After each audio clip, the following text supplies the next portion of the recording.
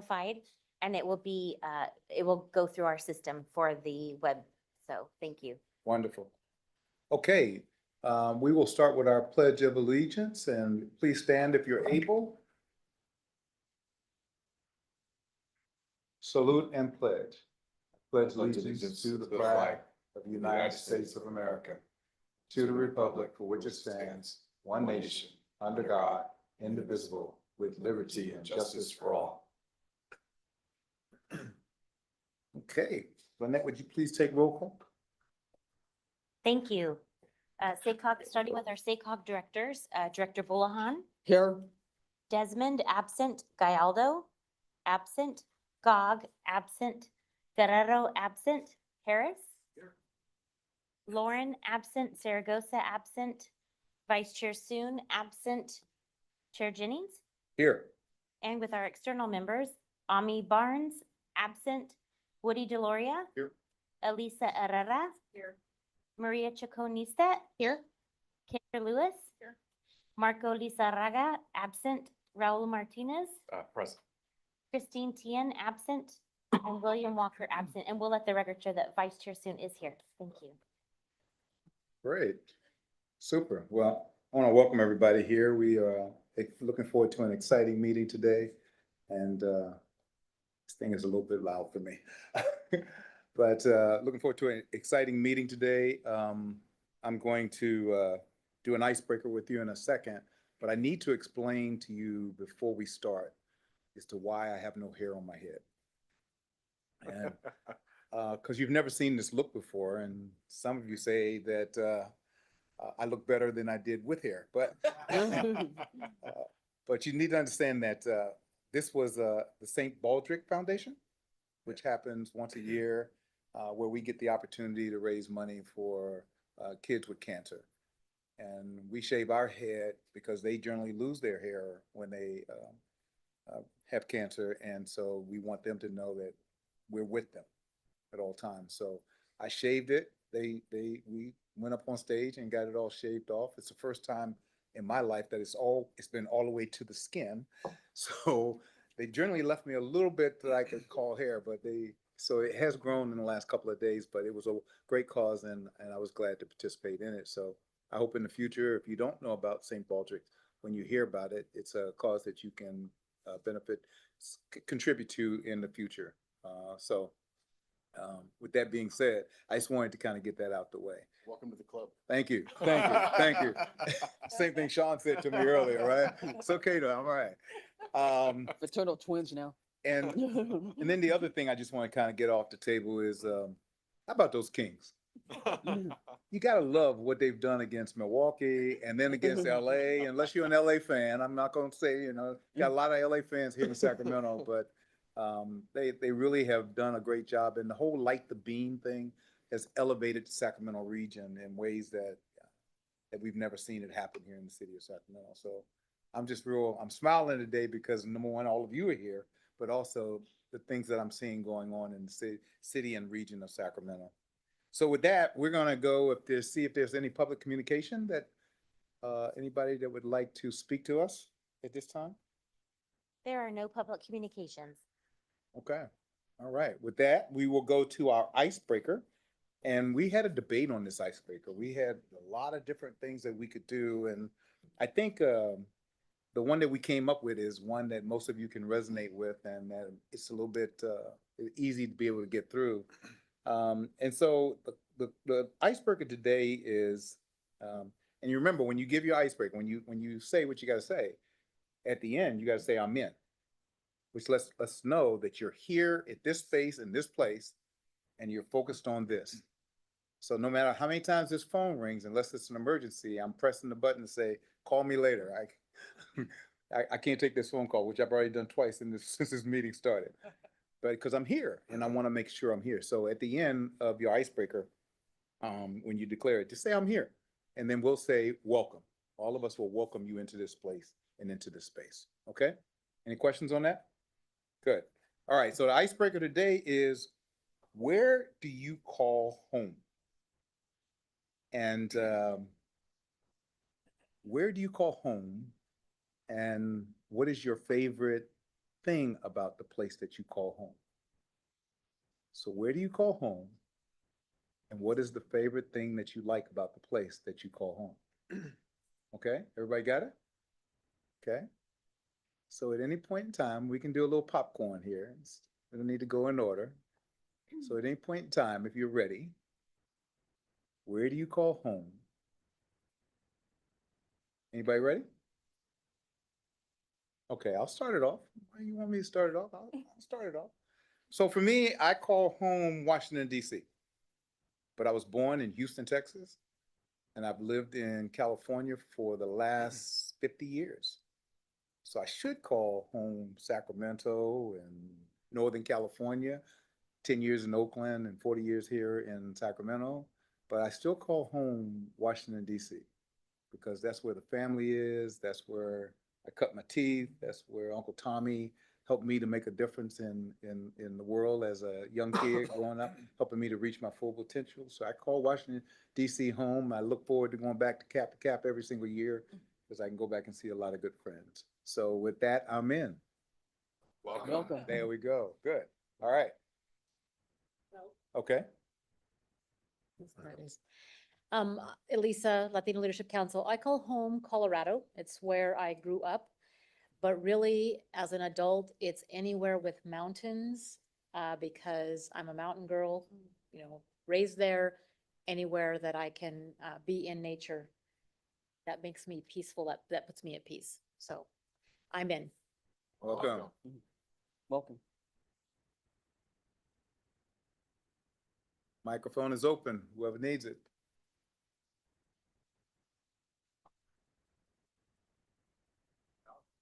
Oh, there you go. I call home, I'm gonna follow your lead, Chair. I call home Sacramento, Greenhaven area where I was born and raised as well, where playing soccer on Garsha Bend and helping that field get built when I was a kid. So that's where I call home. We are glad you do. Thank you. And you called And it the I'm- right name, Garsha Ben. Garsha Bend, yes, sir. I'm in. Yeah, welcome. Thank you. I'll go next. Okay. Raul, nice to spend the afternoon with you here today. So I would say I'm home. I always feel at home when I'm around Raul Senior. So is my father. So whether it was growing up in San Francisco and then we went to Mexico, everyone was like, "What? Why are you going in that direction?" Then we sort of came back, and so fortunate to have him still in my life. He lives in Lincoln, and so I try to replicate that for my son who's going to be going off to college. And so part of that is like, how do you make yourself feel at home? It's hey, you haven't eaten something, and so barbecuing a little bit of something. So when I'm with my father, and luckily he's still around, that feels like home to me. Are you in? I'm in. Welcome. Welcome.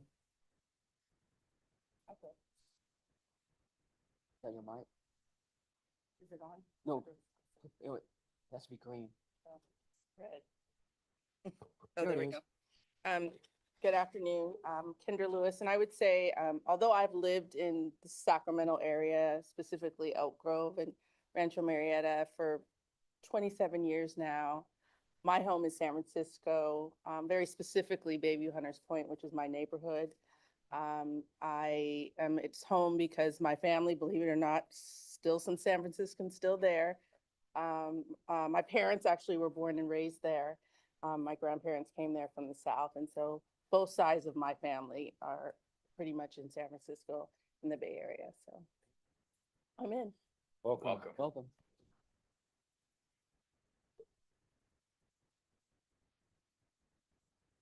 If you're ready. Okay. So home for me really is wherever my family is. And so my kids are, my daughter's in New York right now going to school. My son lives in Southern California. So even though, my family, my siblings and, everybody's here in Sacramento, I really feel that home is wherever those kiddos are, And so I was just in New York visiting, or I actually jumped out of a bush and surprised my daughter for her birthday on campus. Fortunately, she was very happy and not embarrassed by that. Yeah, But could yeah, went very wrong. yeah, it could have gone very wrong. So true. But yeah, home is definitely where family is, and I'm in. Welcome. Welcome. Welcome.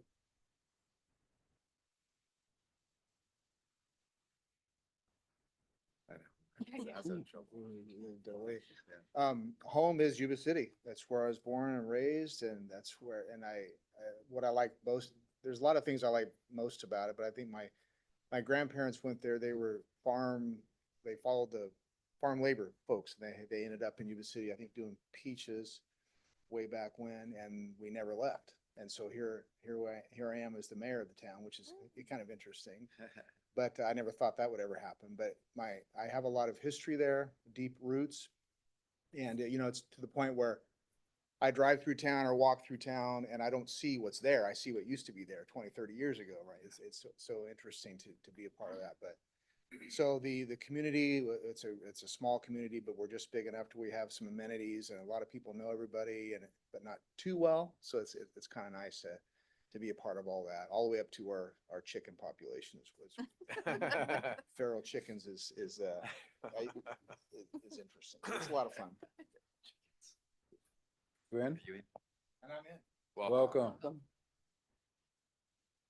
Okay, I'll go. Let's see. I'm kind of like Sean. Home was Ileton because my dad moved there in 1930, and so when he married my mom, it was like she didn't come till 1961. But I went to grade school there, and in like Sean, I remember what was there like decades ago, and in the house I'm in now, even though my parents bought it in '67, we didn't move into it till '69. But then I got flooded in '72, so. In '74, we moved back into the house after we fixed it up, and it's 50 consecutive years in that same house. And I remodeled some of it in '98, and I did some of it myself, so I'm amazed at that. And I'm even shocked that I'm mayor, but that's another story. But at last 2 weeks ago, we had the Asian festival, and the MC for that said I was like the first female mayor of Ileton. I go, no, I'm actually the second, because we had like 2 decades ago, we had another mayor named Pam that was mayor. And then I'm the second person in my high school class that's mayor, because like 2016, actually 2012 to 2016, my classmate Mark Bencourt was mayor. And he was also my next door neighbor when we briefly lived on Tonner Island. So I'd like to tell folks, well, I've known Mark since we were 4 years old, so.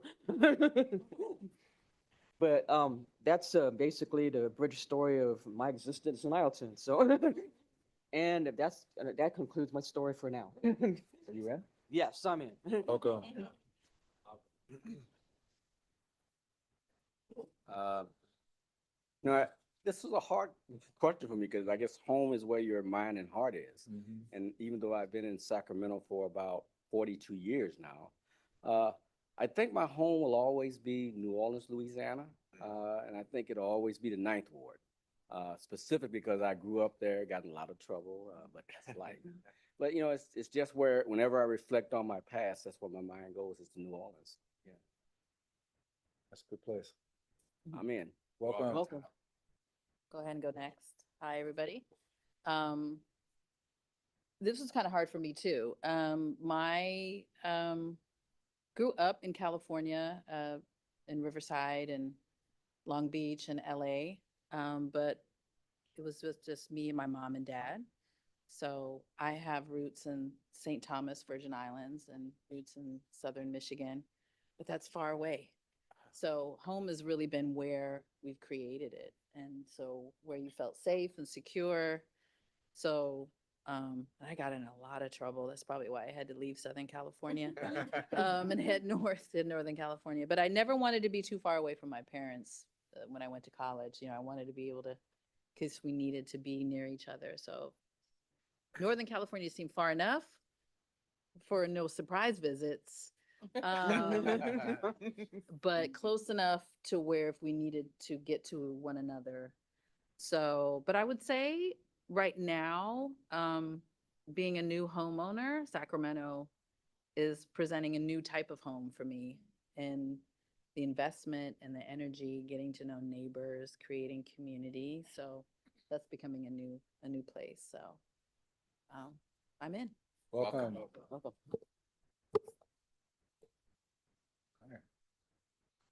We're doing staff too now. You guys are a part of this. You're a part of this. Come on. Gotta go quick. Yeah, Inclusive. I'll go, I'll go.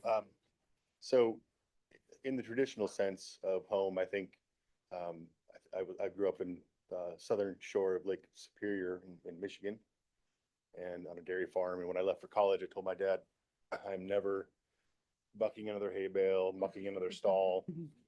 And then I fell in love with a woman who has horses, and now we have a horse ranch in just outside of Placerville. And so I don't feel anywhere more at home than that in the traditional sense, but I think I am a fiercely passionate fly fisherman and fly fish all over the world. And I never really feel more at home than when I'm in the water and doing my thing. So with that, I'm in.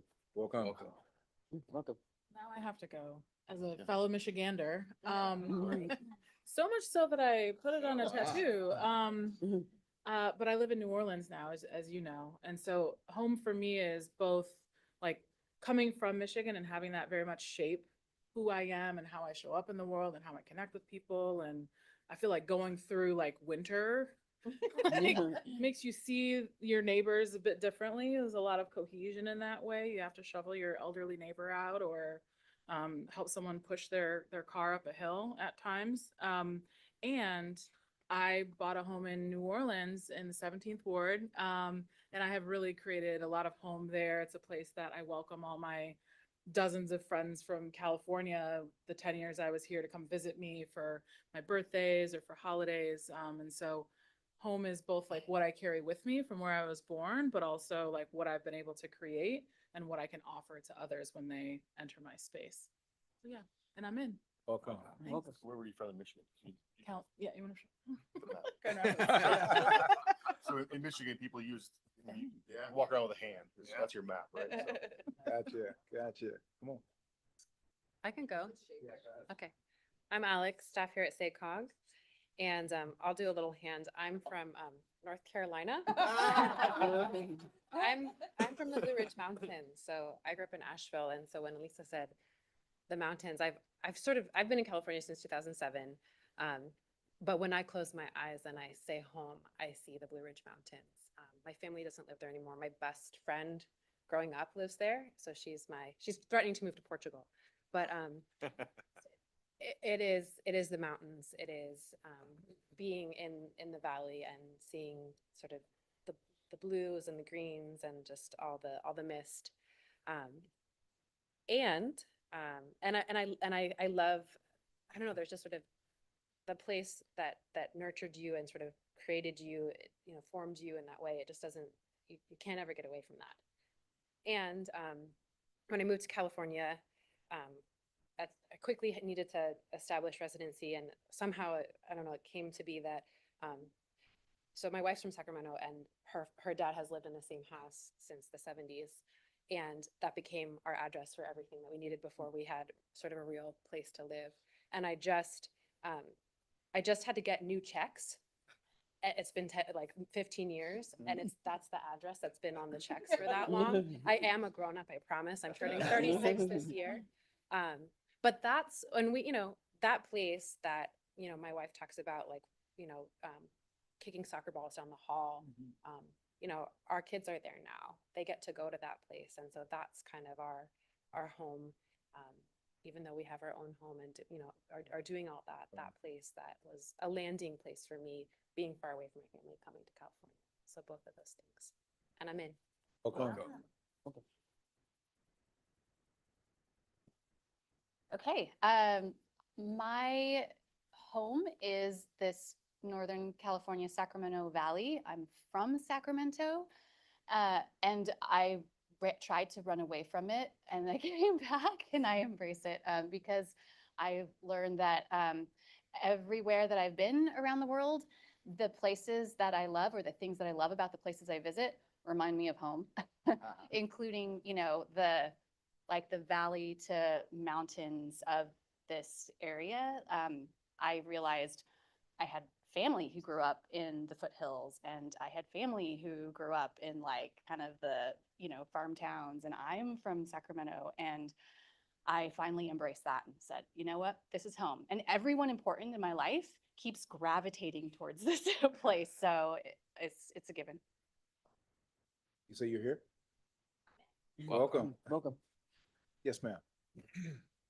Hi, thank you for allowing me to be here. I'm a guest. I'm Annette Emery. I'm with the Garland Northgate Neighborhood Association on the thing. And when I tell you where I grew up, you will understand why you're gonna be extremely envious. I grew up in Santa Cruz, California. The best place probably in the entire world. And for many, many years, especially in fall, I still miss the ocean. But I moved to Sacramento many years ago, over 30 years ago, and people in Santa Cruz almost took it like, just stab us in the heart. How could you? And I found that over the years being here, you know, you have your tribe or your community or your group. And where I'm living now in Garland Northgate really has become so that where I'm realizing this is where I was meant to be, making a difference. This is where, you know, my daughter doesn't live far. My son lives a few miles from there, but you know that the friends you meet, the projects you're working on, and that really does establish home. And much as I always love Santa Cruz, it's unrecognizable now from when I was a kid there. So I'm in. Welcome. Welcome. Welcome. Go ahead. please. You go, please go. Yes. Okay, so thank you, and I'm supposed to be in the audience, so I appreciate being sitting at the table with all of you. So I have two homes. When I go to Mexico, I feel like I'm home. I feel like, oh, I'm here and I'm embraced and my family's there. And but I've lived here. I came here in 5th grade, and my home is Garland Northgate, and it's same of what she said. It's I've lived there for 36 years. I love that community. It's incredibly diverse and integrated, and so that's my home. But again, when I go to Mexico, I feel like I'm home. I'm in. Welcome. Welcome. I am from the Bay Area. I was born in the Central Valley, but when very, very small, we moved to a city in San Mateo County called Pacifica. And so that is my hometown. That is across the Oakland Bay Bridge. And I just sigh out and exhale of coming home and traveling south, you know, on the one, make that turn, Devil Slide, everybody knows it. It's just home to me. And I love fog. Foggy days, my kids and my husband are like, why are you happy? I'm like, it feels like home. This is a great day. So really, really love Pacifica. Great place. You in? I'm in. Welcome. James, you gonna take us home? I'll try. Yeah. So as maybe you know, I'm from England. I grew up overseas, but my family's English, so we moved to the United States when I was 10 years old, to Delaware. Nobody ever heard of Delaware before. We had a president from Delaware, but Delaware's on the East Coast, if you don't know. And found my way to California, and I think, honestly, I'm still searching for home. I used to say England was my home, but I no longer say that. And as some of you also know, my daughter's a singer-songwriter. She's at UCLA. She's a freshman. She was just, I say this because she was just on UCLA radio. She texted me and my wife like, hey, I'm on at 10 p.m. Check out this live stream. And so she's playing in this like live studio audience, which is mostly her friends, and on UCLA radio. And she's like, okay, now I'm going to sing a song I've just been writing, and I haven't really debuted this yet. It's called Home. And it's all about like how hard it is to understand where your home is. And she sang these lyrics about growing up in Washington, D.C., because that's where we came from and where she kind of came of age. And she she painted a picture of her life there, which was, I wish I could like play it for you or have the lyrics. But anyway, so I think that was like, that's what's so resonating. Like, oh my God, she completely nailed it. So anyway, but I will say, of all the places I've lived, California feels the most like home to me. It feels the most welcoming. And so I'm in. Welcome. Welcome. So I want to thank each of you for sharing. I think we got everybody, right? Everyone? All right, good. I want to thank you for sharing. It was really interesting. It was much better than the check-in that I had for you. So, but that check-in is still available. So I want you to start now thinking about your superhero and what superhero power you might have. So just for the futures. But I think I really like that check-in a lot. It resonated with me to hear you talk about your home and why that's your home and where you come from and where you live. And, so it really is something that was powerful for me to hear, and I'm sure for each of us. So we also talked, when we first got together, about shared values. And on the screen will become some of the shared values that we put on the screen when we first got together. Contribution, humor. Let's keep some humor in these meetings. Be open to each other and always approach a meeting with a lot of curiosity. To keep a meeting in a place where we're continuous learners, always learning, right?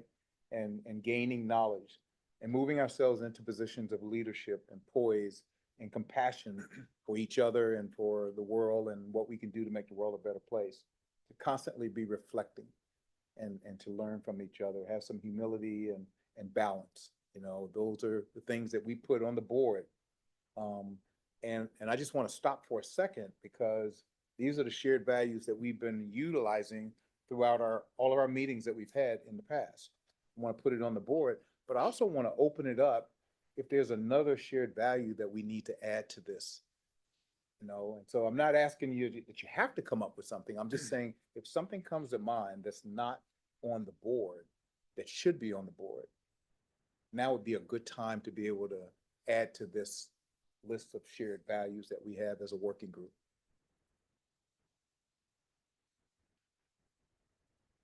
So in my mind, I'm counting. Go ahead. Yes, I had an opportunity to watch the board meeting on the 15th. I was curious too, if there was any values that were shared from the board that they wanted to see in this. I think that was that poised to them, or? You're talking about the refresher that Casey and I did for the Yeah. Grace Equity, yeah, Mhm. REI. I don't know if anybody from the board, oh, you weren't there, I don't think, Sean. I know it was like a long.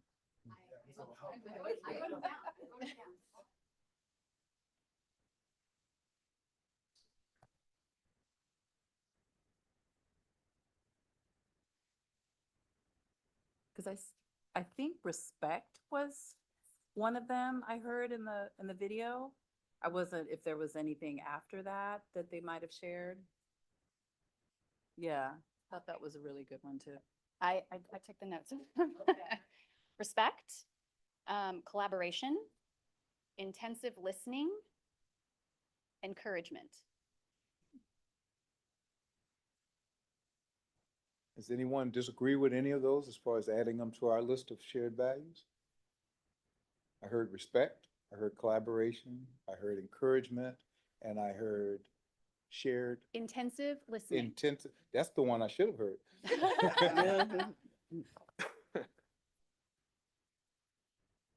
One of the, I guess I would throw out there, either grace or forgiveness or something to that effect.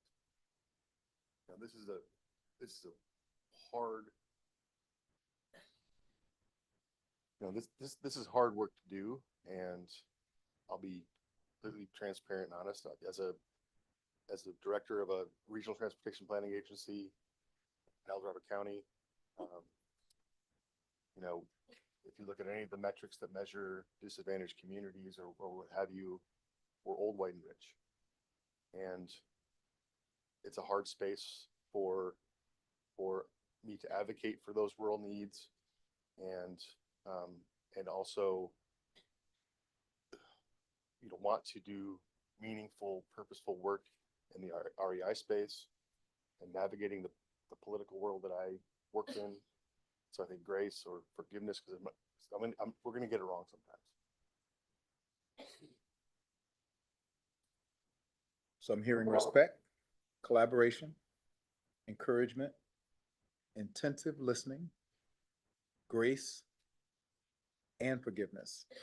Or one of Yeah, I'm just saying, I'm gonna say "and" right now, because some of us may feel it's one way and others may feel it differently. So I think both of them could end up on that sheet if we wanted to do so. Yes, sir. Thanks, Chair Jones. And maybe in support of that comment too, I think one of the things we talked about at a previous meeting is I think this is sort of in alignment with your sort of, grace, but also, how do we normalize and not pathologize, this conversation? So we're all showing up here, right? And so that, I think to me, that means something, that, we're into this work. And so, grace and sort of allies and sort of giving us permission to like, how do we normalize and pathologize and assuming good intentions when we're coming into this space? I think, I don't know that anybody ever becomes an equity expert, right? I think that's probably a journey. And so we'll probably challenge ourselves, right? And, I hadn't thought of it that way. And hopefully, all of us have, come to that, some of that realization through this work. Yes, sir. Understanding. Mm. I think it's hard for me to understand why everybody doesn't see the world the way I do, but I'm getting to learn that everybody sees the world differently and trying to wrap my brains around how some views are not my views. It's been very difficult because, so understanding everybody has a point of view, everybody has a worldview, and everybody walks through this world differently. And I like the way you put that, because I walk through this world quite differently than probably anybody else in this room, even from the start of my journey. So it's really, it's hard, sometimes to understand why everybody doesn't see the world the way I do, but I certainly understand that nobody has to. Right. So, That's good. That's good. So we'll ask this question again and again. So as you come up with things, this wasn't a part of today, but I made it a part of today because I saw the list and I love the list, but I don't want to limit the list. Yes, sir. The word I've been kicking around in was respect, and I think through respect. Hit your microphone real quick. I'm sorry. Through respect and understanding, along with all these other, I think it's important that we value diversity. And by that, if we have respect and understanding, will help us do that. But I think it's not only value it, but just celebrate it. It's so boring without it. Yeah, my opinion. All right, so value and celebrate diversity. Okay, good. So somebody's captured all of this, right? Good? Cool, got it. Good. Good talk, good talk. So in addition to the shared values, we also talked about community agreements. Okay? Good. Community agreements. And so I'll read the first one and then somebody else pick the second one up and then the third one. So I'd like to hear from everybody. This one is one my wife tells me all the time. That no one knows everything. And that we all have something to learn from everybody. And also have something to offer to everybody.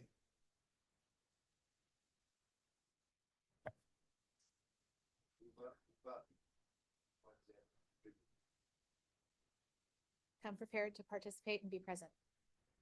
Present in the moment, yes. Practice authenticity. Accept and expect non-closure. We're not gonna solve all the problems in the world. Okay?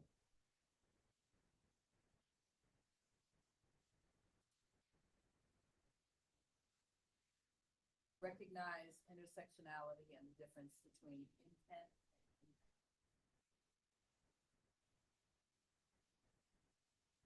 It seems we just spent a little bit of time on this, right? But practice self-awareness, extend grace and compassion. Absolutely, we did. Yeah. Absolutely. Okay. We good with this list?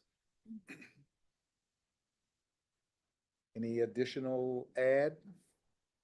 And I know we didn't make time for this, but I just want to stop just for a second because we don't come together again for a minute. And so I just want to, while we're here all in this space, I want to take advantage of the space. So if there's a community agreement that's not up there, that should be up there, this would be the time.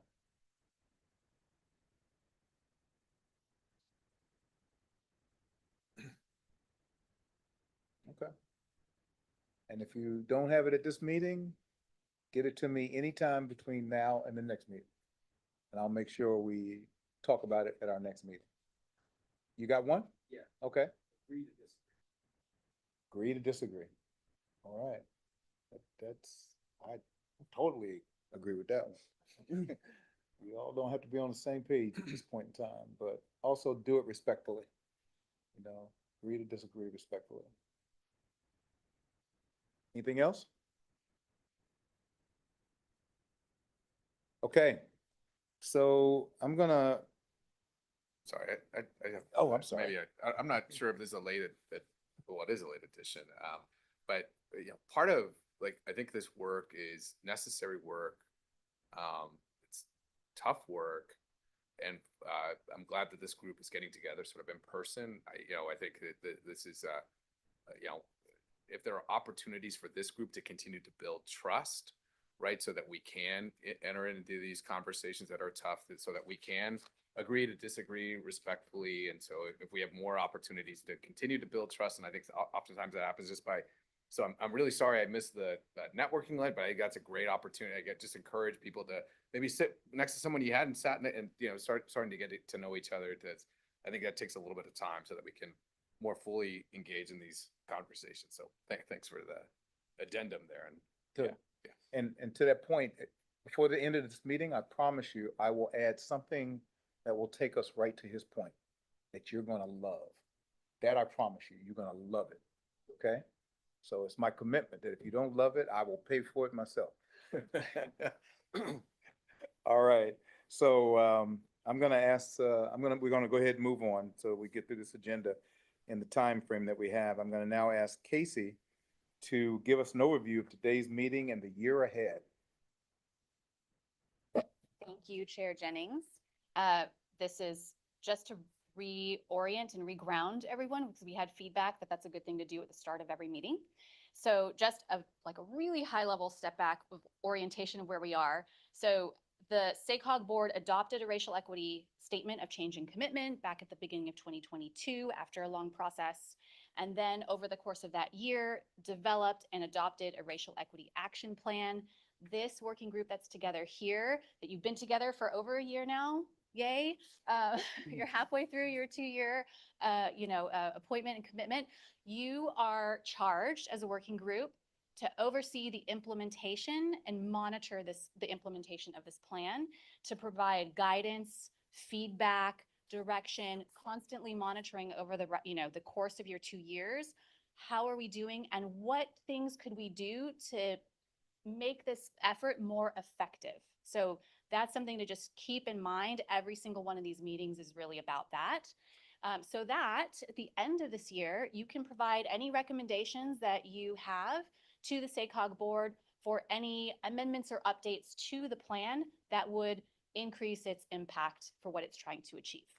And then from there, we commit then to continued implementation and monitoring. So it's this continuous cycle, and we thank you very much for being the first working group to really dive into this, I think, important and challenging piece of implementation and monitoring.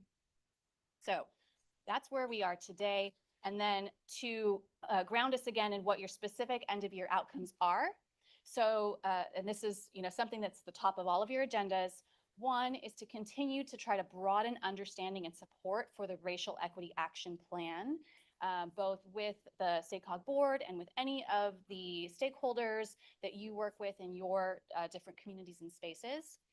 Another outcome is to provide regional equity indicators that then SACOG can regularly report on and monitor. And you started that effort, if you can recall, last year, and we will be coming back after doing some work on those indicators.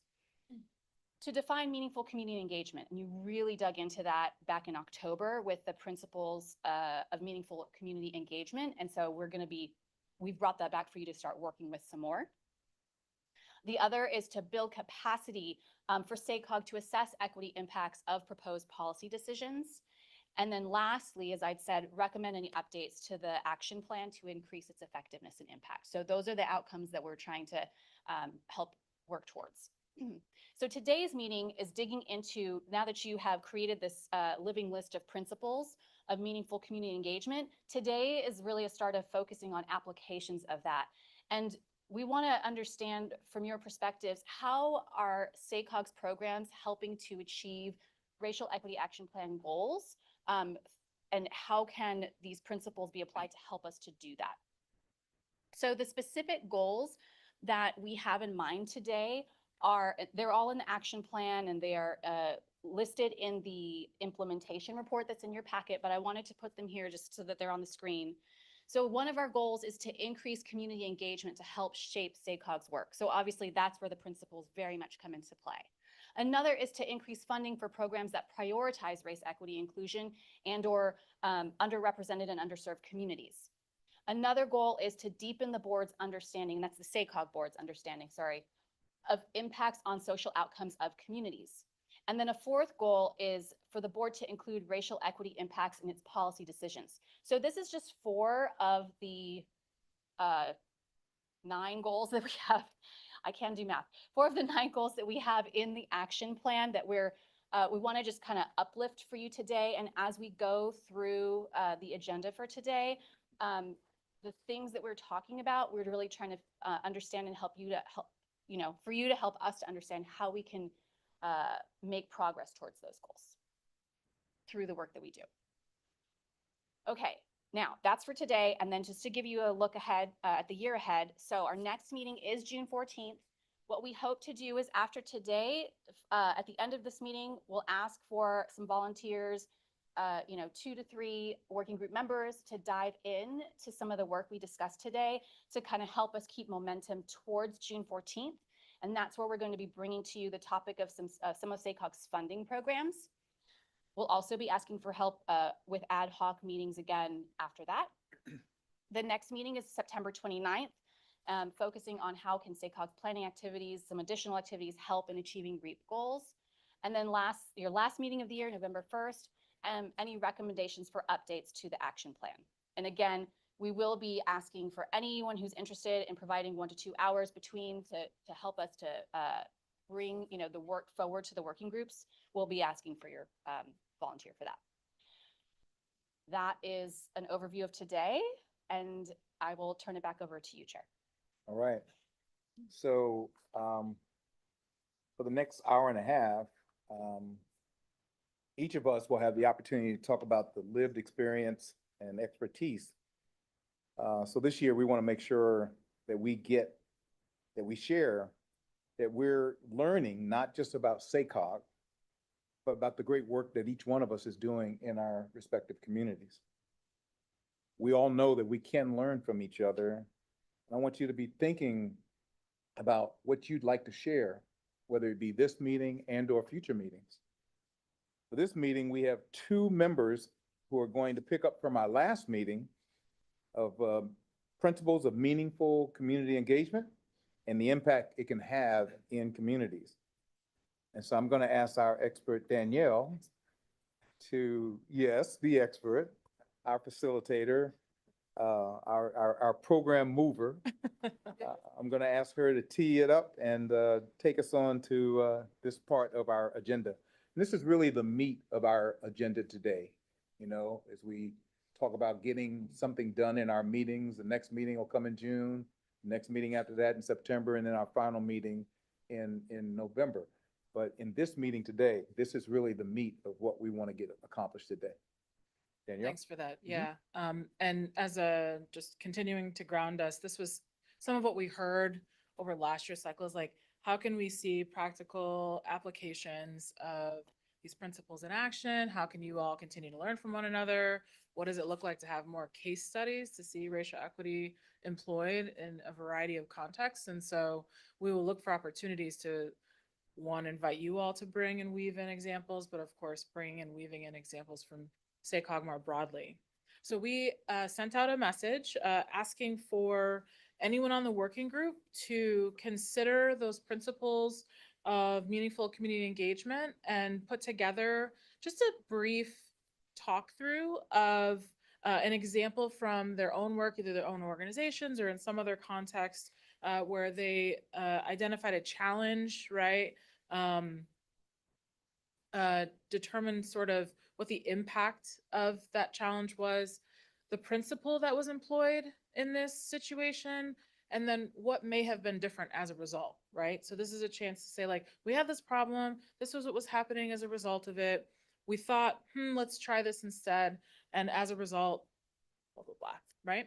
And so we'll have some discussion after we have a chance for both Maria and Kendra to share some examples from their work. So we'll get started with Maria sharing an example, and then we'll move on to Kendra and have some more discussion. There it is. Okay. Okay, thank you. Yeah, so thank you for allowing Kendra and I to talk a little bit about some of the work that we're doing. You know, on the growth continuum, we're constantly growing in this area. And so, you know, what we know today might not be what we do tomorrow. You know, we're constantly getting better and examining what we do. But this was a moment in time. This was something that I thought might be interesting to the group because it is a case study of a actual racial disparity in voting. And so it was one of the things that we had to do very quickly. And so I thought I would just share this one. We have a lot of different examples of things that we've done, but you know, we were asked to share a local example of meaningful community engagement and then identify tangible tools for bringing the principles to life. So what I was going to cover today was just the challenge that we faced as a city, who was impacted, our community engagement goals, the REI principles that were applicable to this, which by the way, I was told I could only choose 2.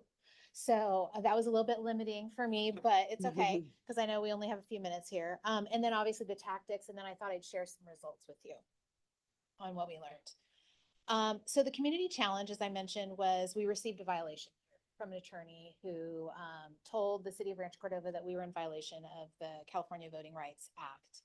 And so we were one of the last cities in our jurisdictions around here that actually was still at large voted. And so we were told that you got to move to districts or we're going to sue you.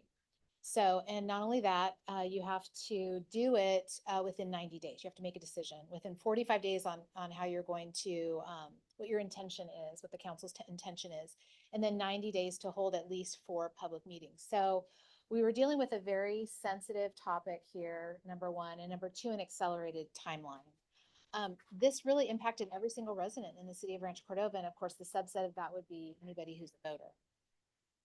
So the principles, the REI principles that I chose were built on a foundation of trust and reciprocity with the community, and then looks for gaps and looks for who is not at the table and seeks to create a bridge. So I chose these 2 principles because the first is nobody trusts government, right? And especially people who perhaps have moved here from another country, who don't speak the language or who are learning the language. All of their lived experiences are very different with regard to government. So we had to choose some tactics to reach them about this huge change and make sure that we were doing it in a way that they could understand it and also that built trust with them. And then we wanted to make sure that we didn't have just our regular, like 5 people. I know City of Sacramento is a little bit different. They have like 500 people that come to their meetings. You know, we have about 5, you know, really passionate residents who never miss a council meeting. And so we wanted to find the people who maybe weren't as passionate about regular business. And we wanted to really open it up and make sure that if people felt passionate about this change, that they knew that they had a seat at the table, and we wanted to make sure that they knew that we wanted them to be there. So, so we really, in very short period of time, came up with a plan, and we took a campaign approach to this. And so I've listed here, you know, all of the tactics. I'm just going to touch on a few of them that are, you know, kind of important. The first is we had translators at the community meetings. That was really key. And I'll talk a little bit more about that in a minute. We also offered free transportation to the meetings because we were concerned that there was going to be so much public participation that we were not going to be able to come to them. And actually, that was a true statement. We were not able to go into the communities themselves. We had the community come to us because we had the meeting space. So in order to sort of, again, bridge the gap, you know, and make sure that we weren't, you know, limiting people who didn't have a way to get to City Hall, we offered them free Lyft. They could just dial it up and the city would pay for them to come to City Hall. We also knew that, you know, social media, digital content, all of that, it's a shotgun approach to communications. And the only way that we could really reach every single resident was to do some direct mail. And so we did that. And we did that in English, Spanish, and Russian, which are our predominant languages in Rancho Cordova. It was going to be very expensive to do a direct mail piece, not to mention the time frame that we were under. So we ended up doing, and I'll show you a photo of it in a moment, we actually did a QR code that had in-language information about scanning it, and then it took you to the in-language postcard, and we mailed in English. And that allowed us to mail about 33,000 postcards versus 100,000 postcards. So a little bit of cost savings there. The typical, you know, news alerts, newsletters, things like that. Social media, we did a lot of social media because we wanted to meet people where they were. But one of the more interesting things that we did was some paid advertising with Russian American media in order to reach that particular community. What we found is that the youngsters like under 50, you know, we're already conversing not just in their native language, but in English. But it was the more, you know, sage and elderly members of their population that were listening to radio. And that's where they were getting their information. And so we wanted to make sure we were able to reach them. We also did a lot with grassroots, which was really key to this effort. And then of course we had a web page, but what we did that was special about the web page was that we knew in this time frame we weren't going to be able to stand up an interactive web page. So we hired a consultant to help us with that. And so I think, you know, one of those things you have to recognize about your own capabilities and your own bandwidth, and then ask for help when you need it. And so we did, and it worked out great. We just redirected from cityofranchocordova.org. So it looked like it was a page on the Rancho Cordova website, and it had multiple links on the homepage where you could find it. So in case you did, you know, people weren't thinking in the same way that we were. And then we aggregated every single piece of information there. Meeting agendas, minutes, video. I mean, they literally just had to go to one page to find everything. And then we had the community interactive mapping tool, which I'll talk about in a minute, because that is really, that was really cool and very popular. So I just want to show you, just for effect, all of the things that we ended up popping up in this very short time frame, and the translations that went through it, the maintaining the city branding, again, to go to the trust factor. People didn't have to guess, is this something that is trustworthy? They knew the city brand, and they knew that they could trust that information, especially in a day and age where people do not trust information very readily, or at least we're told not to trust information, and those people who listen to that weren't. So lots and lots of pieces that we had to stand up, but also meeting people where they were. So it wasn't just, you know, okay, we're the city and this is how we want to communicate to you. Is really recognizing where are people getting their information and how can we get it out in a variety of ways. Yes, it took a lot of work, but we were so committed to making sure that we made sure people weren't going to come back and say, well, you didn't tell us about this. Because how many of the cities hear that? Oh, you never told us about this. It's like, well, yes, we did, but they forget, you know. And then also, again, bridging those gaps and making sure that people weren't having to meet us on our turf, we were meeting them on theirs. So this is the back side of the postcard that we mailed out. The law required 4 public hearings. We just decided that that wasn't going to be enough. To make sure that we could get the type of public engagement that we wanted. And so we ended up holding 7. Each of the 7 meetings had translators for both Spanish and Russian. And what we ended up doing was using the headphones. So it was the real-time translations. We also, as I mentioned, offered the free transportation. And I will say no one took us up on that, but we did offer it and we will continue to offer it, you know, and so hopefully that message will get out. But you'll see the little QR code down there, and you'll see in Spanish it says, go ahead and scan this code. And then also in Russian it says, scan this code. And then that took them to the in-language postcards. So results. So this is the interesting thing about results. Numbers don't always tell the whole story. And so I want to talk about that for a moment, because if we're using data to really drive the narrative of how well something went, I think you have to do that. And we have to measure things in that way, but we also have to measure sometimes visually and also anecdotally. So going to talk a little bit about that in a moment, but so I mentioned that we sent out, the direct mail. We had the flyers in the 3 languages. We distributed flyers to 50 plus organizations. So we were out there at the halal markets. We were at the taquerias. We were at places that we had never walked into before, meeting business owners and saying, "Hi, I'm Maria. Would you mind if I put these flyers here? And, could you offer them to your, people who are coming in?" And because we're going to have a really huge change here and people need to know about it. And, every single business was so happy to do it. We made new friends, we made new connections, new partners. We also went out to organizations that we've worked with in the past, think libraries, school districts, all of the usual suspects, and they also were very supportive. Interestingly, the newsletter and the alerts did not get very much traction. Only 469 people clicked through to the articles. And we have subscribers of about 10,000 for those. And of those, we get about a 59% open rate. So if you're looking at the numbers just in general, that number of clicks really is not that much. The website, however, had 1.7, so 1,700 unique visitors to the site and 22,000 page views. So of those 1,700 folks, they went back time and time again to take a look at that website. You can probably start seeing the picture that I'm painting here because it ended up being, even though it was broadly distributed, all of this information, the people that are interested in it are going to be interested in it.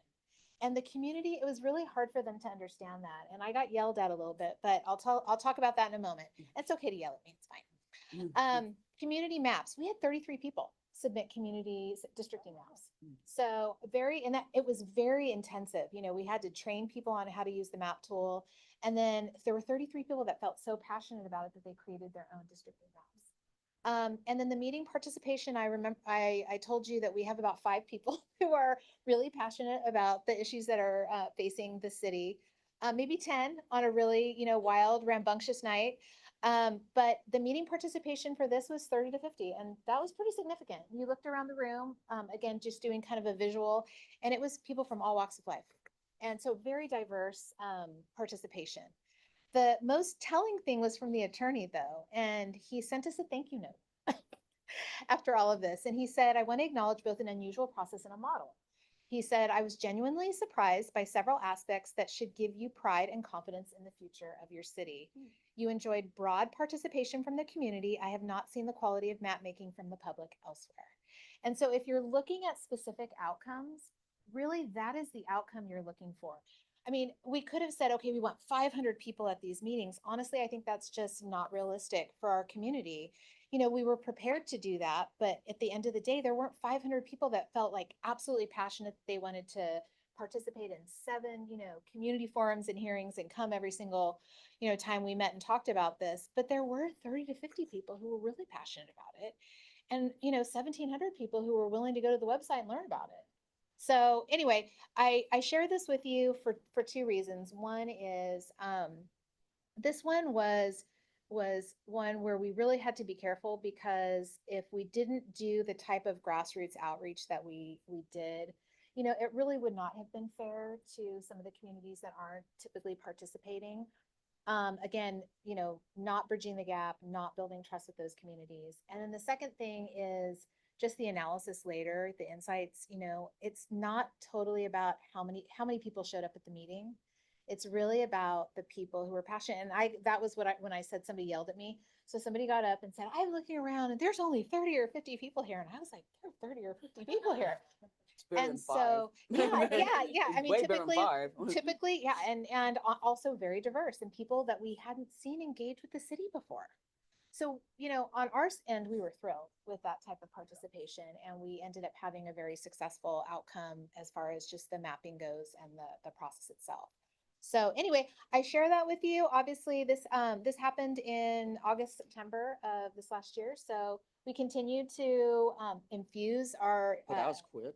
our community engagement and our efforts with some of the things that we learned. But you know, we're always learning, and so yeah, happy to answer any questions if you have them. Yeah, thank you. Yeah, did you have it available on Zoom as well? We did. Was Lyft the only transportation option that you offered? We had partnered with Lyft previously, and so we had just, given the time frame that we had, that was just the easiest one to stand up. So I think if we had had other options, if we had more time, we could have come up with some other options, but yeah. So I saw in the slide where it said transportation to the meeting, and I made the assumption they also had transportation back home. Yes, we did not leave them stranded. Good, good. There was no one who took us up on it, but we would not have left them stranded. Good, Correct. Good job. Good job. I Yeah, have that's a, a short time frame because normally they say, "Oh, government is really slow." No, that looks fast to me. It felt fast. congratulations. That's a lot of good work. Oh. What are your thoughts about, for the Spanish-speaking populations who maybe, use media, radio more? Did that ever come up as an option for you to do that? Because it's Yeah. a trusted media source for them. Yeah, and that is a really good question, and it had to do with timing. And so we just didn't have enough time to get it on Spanish language radio, and the cost was somewhat prohibitive. We were willing to do that, but we couldn't get it done in time. And what we have found with our Spanish speakers is that for the most part, they also speak English. But we had our translators there too. So, but we did that during COVID. We did a lot of work with Spanish speaking media.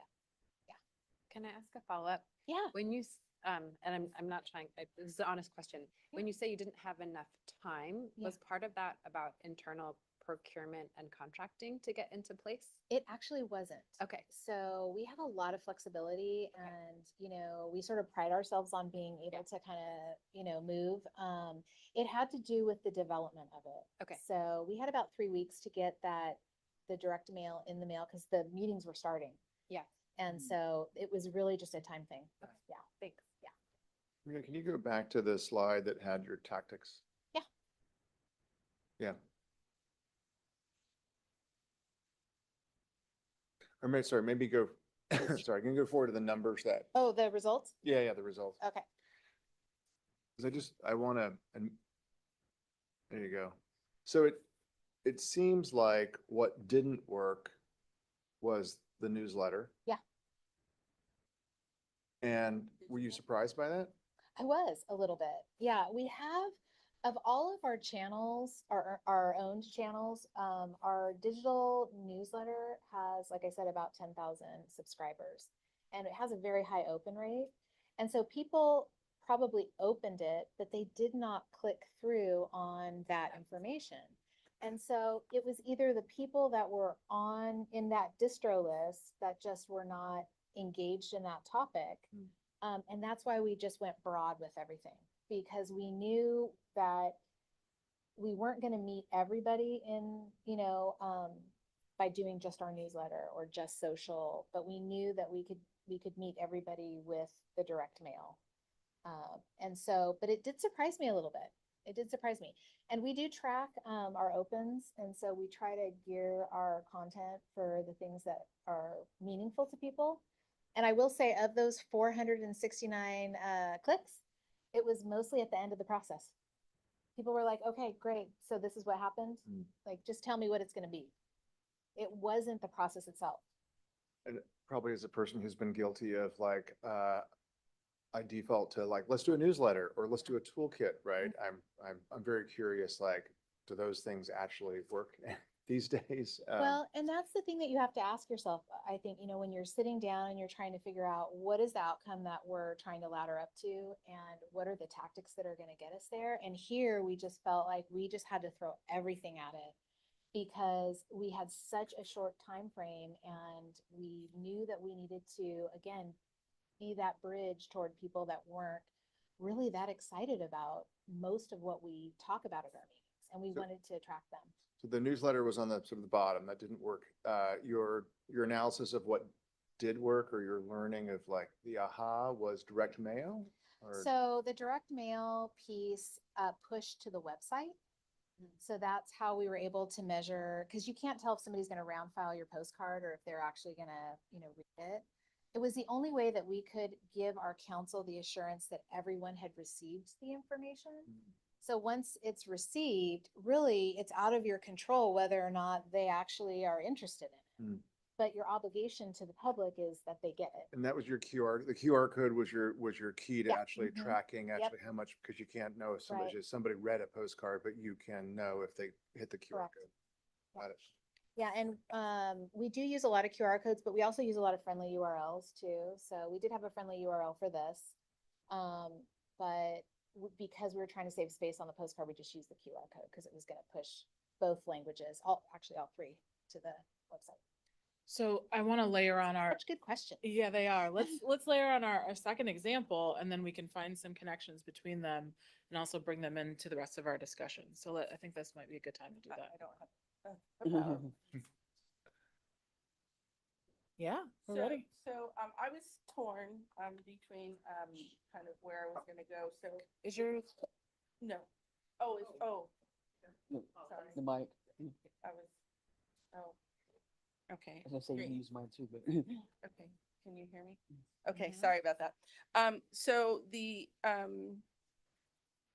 choice I picked was ensures that the intended community is engaged. And, my, lens has always been, community-centered. If you grow up in San Francisco, activism is just the deal.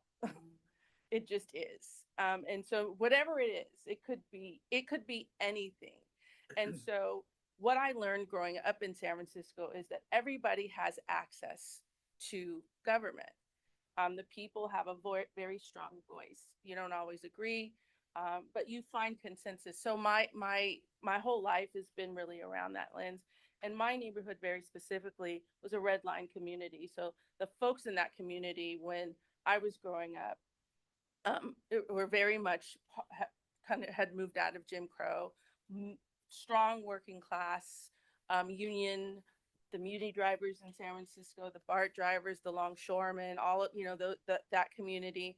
And so for me, that's just, that is second nature to me. When you live in a community, you live in a block, you live in a neighborhood, you participate, you make sure people have. So that's kind of how I operate. Those of you who know me know that. And so going to school, I went to Fresno State and learned a lot during that time. And at that time, going into my senior year, Prop 209, 187 were huge propositions. And I think transformed California in a lot of ways that we see even today. And so Prop 209 was just very disturbing because it was really during a time period of affirmative action debate, even I think probably as big as it is now. And so I went to college. I was the first generation for my family to go. I did have a good score on the SAT and ACT, not like smart, like super, that not high, but I could get by. I was a very good student. I was a kid in GATE, all of that. So I know it's smart enough to get into college.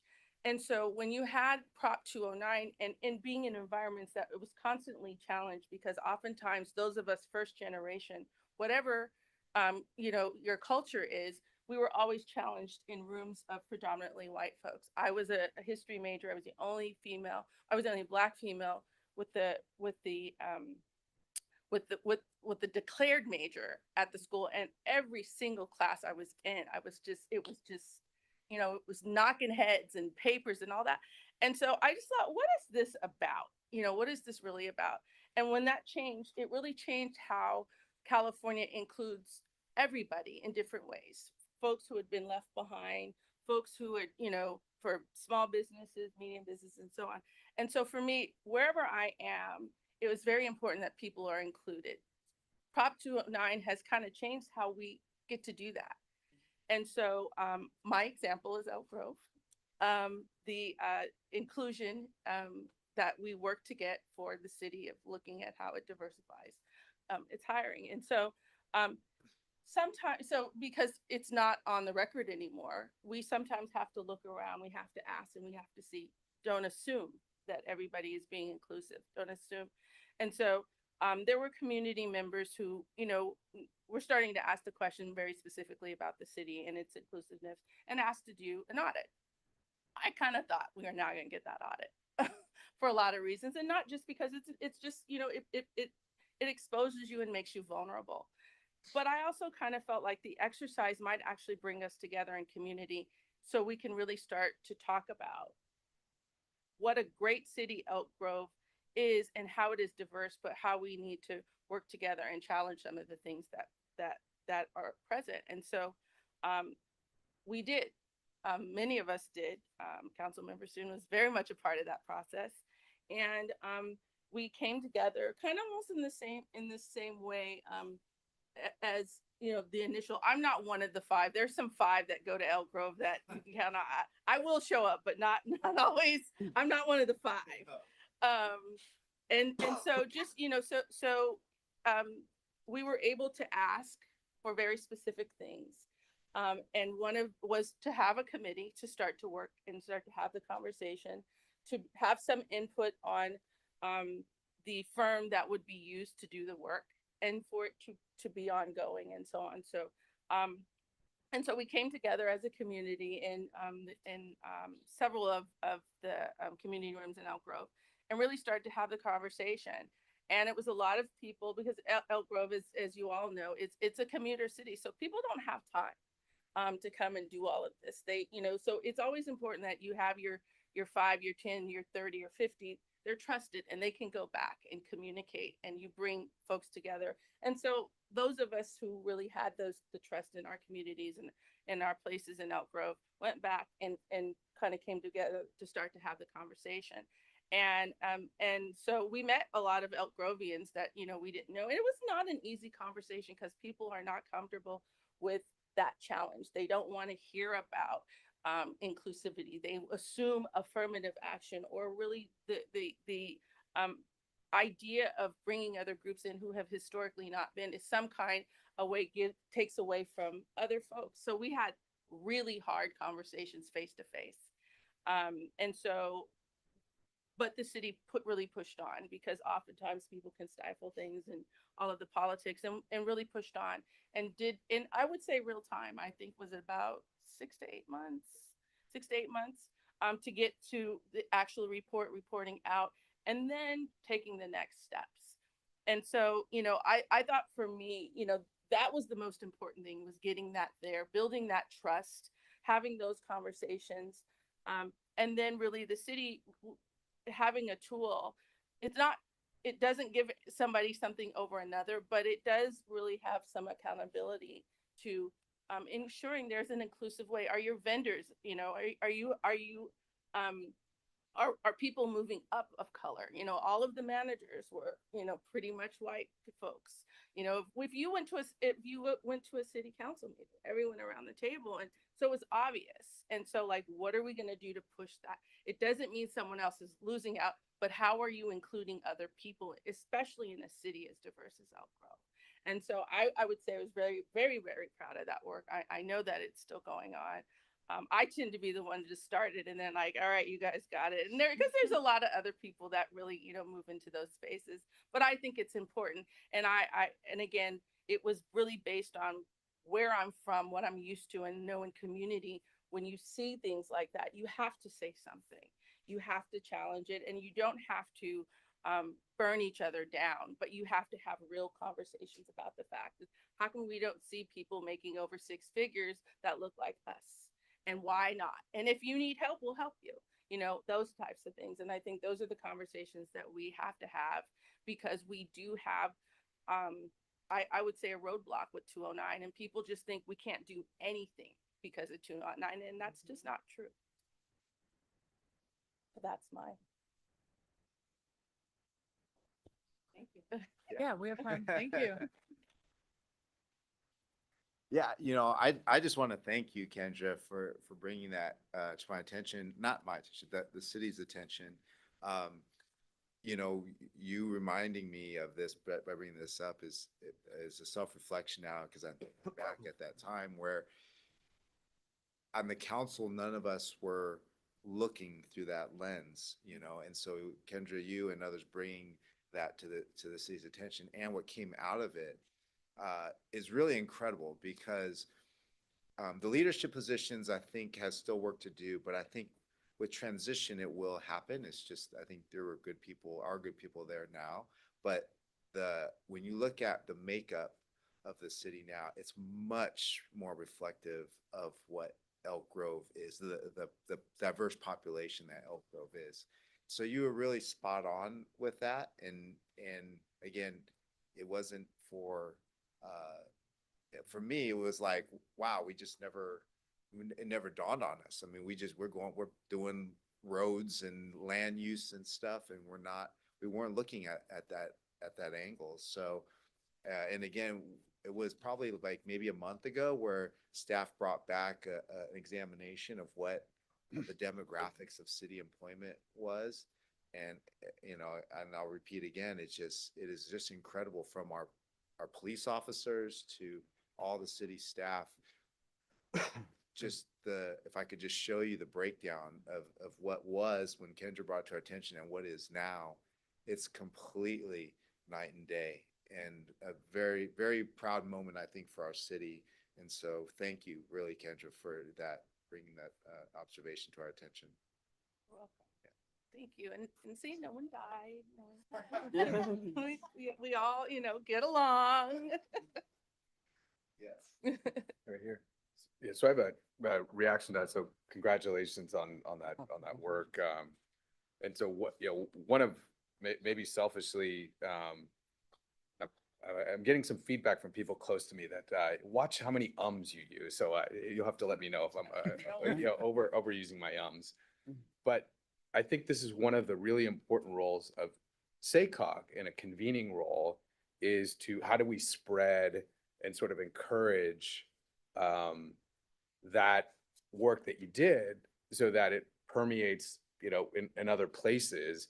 And then as I think about that, as importantly, giving examples too of like, what are the messages that people with diverse perspectives have? Because some people are really skeptical of this work.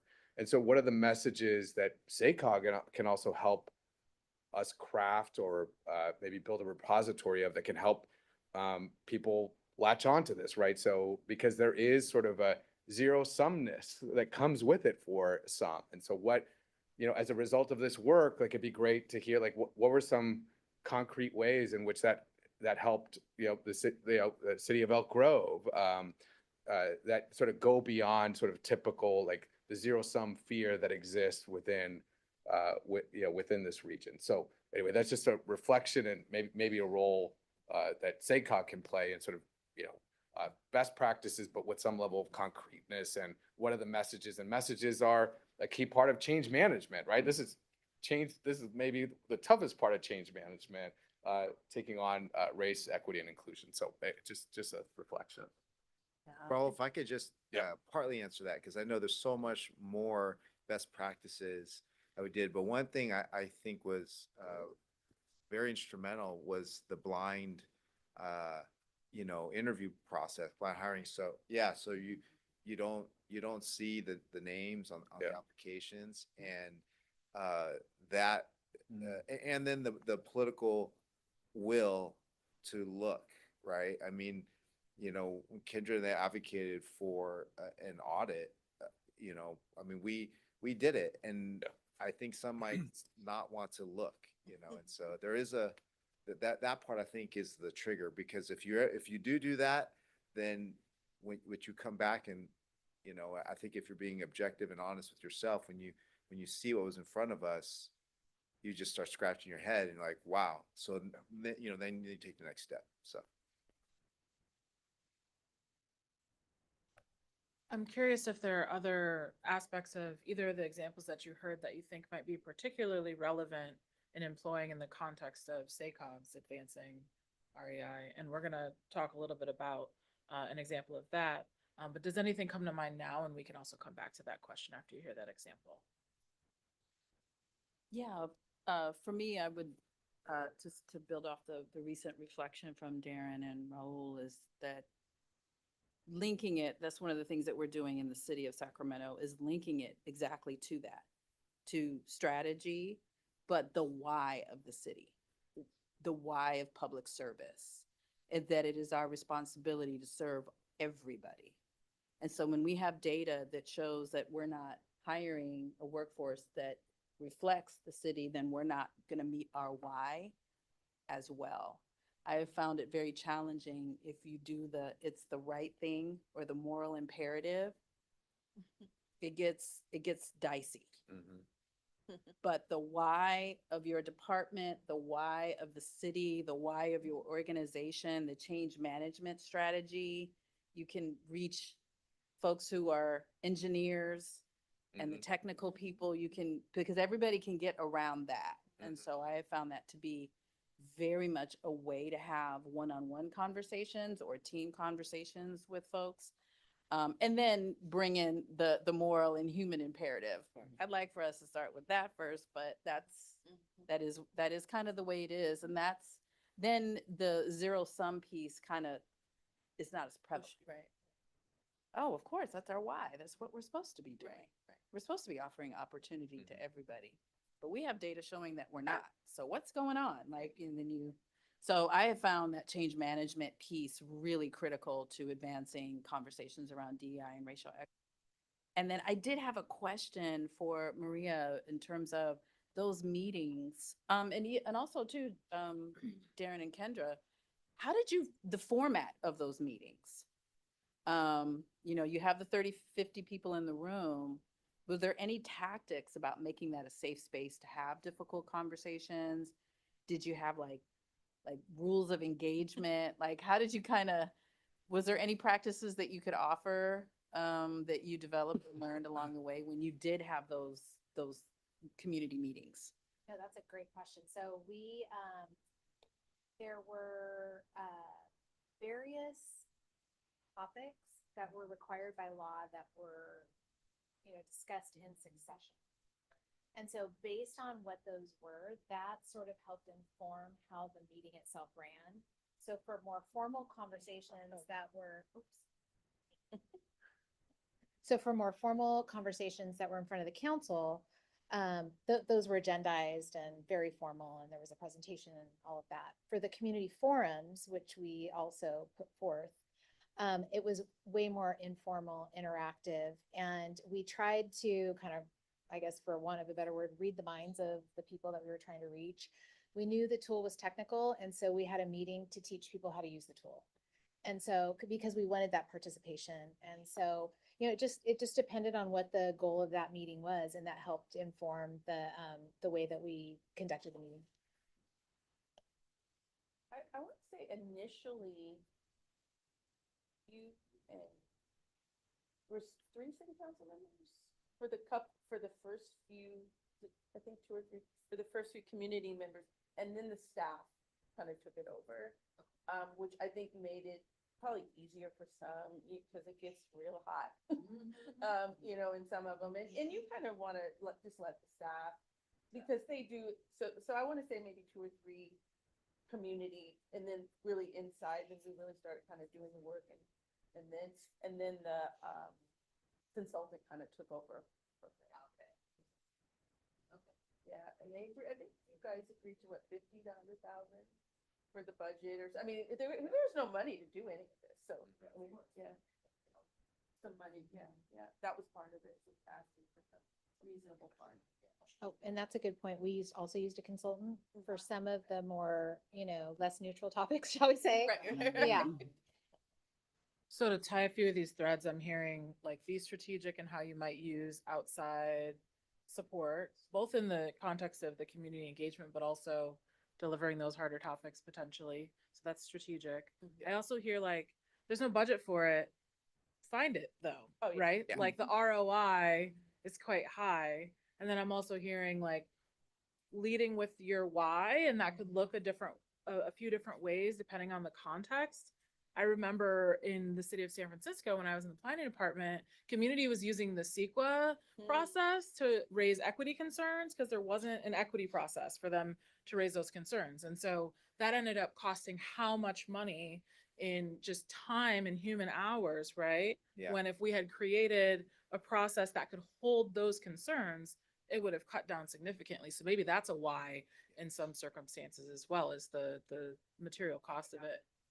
Mm-hmm, exactly, exactly. And along the lines of the consultant, one, that you bring professionalism into the room, right? And two, there's it's that third objective party that, to do it. But then finally, having the elected step out, right? Because it should be the people, it's the process of the people, and to have ownership of it, and having, us talking heads or something in there.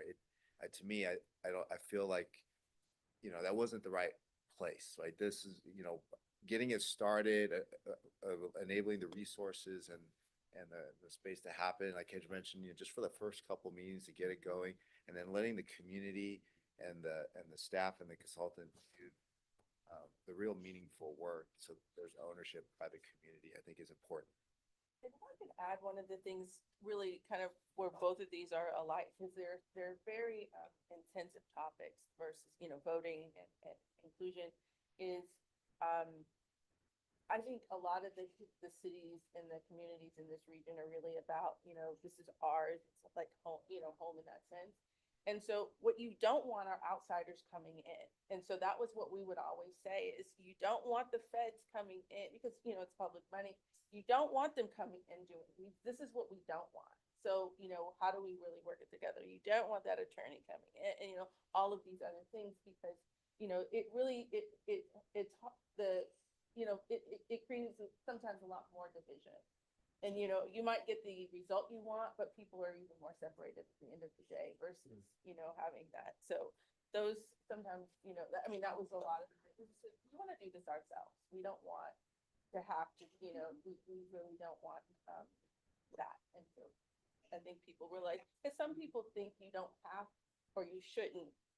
And there are things that you do need to know this information and have these things learned. So the last thing you want is When it strikes me too, that's messaging, right? Sort of framing as part of a change. So like whatever the reason is that gets you on board, right? So like, yeah, we prioritize, like in our community, we prioritize local decision making. And so like, let us do it sort of our way. My other comment just on resourcing. And so I come at this comment from working in sort of health and human services. 5/6 of our budget comes from federal and state sources where we have scopes of work and where we have, sometimes there's requirements, like for instance, within the Mental Health Services Act that we, there's, equity sort of related initiatives within that. I don't know as much about sort of other departments or sort of general government. And so maybe it is a little trickier for some to, I'm not saying it's not impossible, but like, where, like, oh, you're asking me to use general fund to support this kind of initiative or an audit, so that, anyway, so I want to be sensitive to that too, because that's, so that's a decision that's, so within our budget, yes, we can certainly do it, but within others, it might not be as clear. And so, well, hang on a second, you're asking me to use sort of this pool of money where, there might not be yet sort of broad community support for some of this. So, not excusing it, but just saying like that is a dynamic that might be at play, so. It's like, what tools and levers do you have available to you depending on the context? Go ahead. Yeah, I was just thinking about wanting to have the community do that work itself and not bring in external. And I think that's probably one of the biggest challenges that SACOG has in the region. The region is incredibly diverse, and its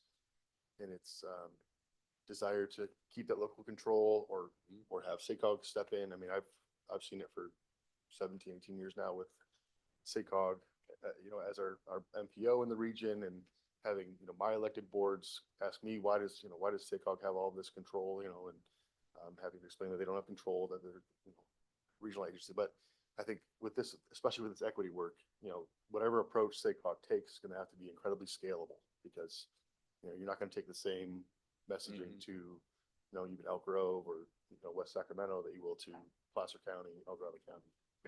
That is a wonderful segue. I think this would be a great time to hear a little bit more about some of the work that SACOG has been doing specifically as it relates to the CBO grant program. So Alex Cole-Weiss is gonna kick us off, and then we'll hear a little bit from Annette Emery as well. Karen's gonna get up my presentation. I have a lot for you, but Karen's gonna pull up my presentation here.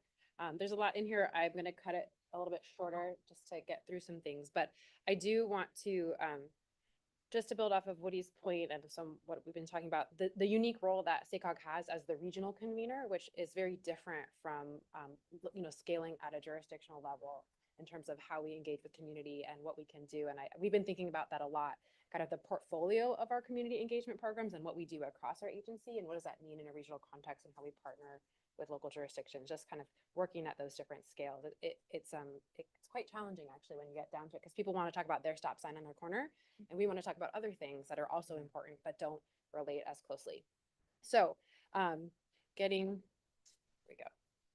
into it, I'm going to talk about the Public Outreach and Engagement Grant Program. We call it the CBO Grant Program. We did this last year.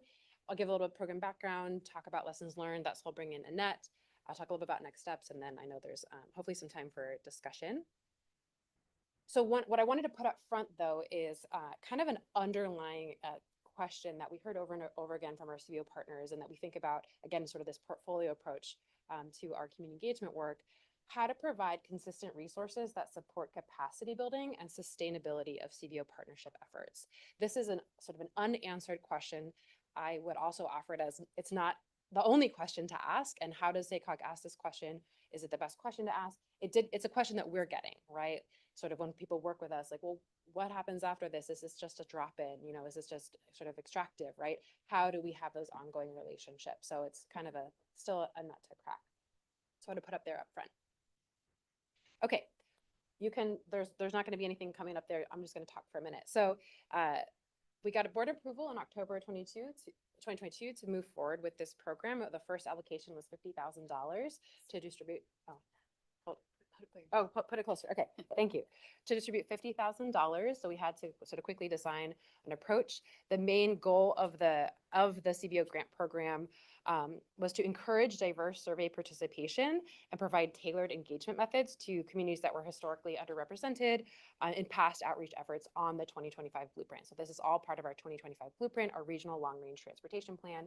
We do a survey every cycle and think we want to improve our reach with that survey. So how do we partner with trusted community organizations, with folks who can reach the populations that we cannot at that like hyper local scale, to engage them.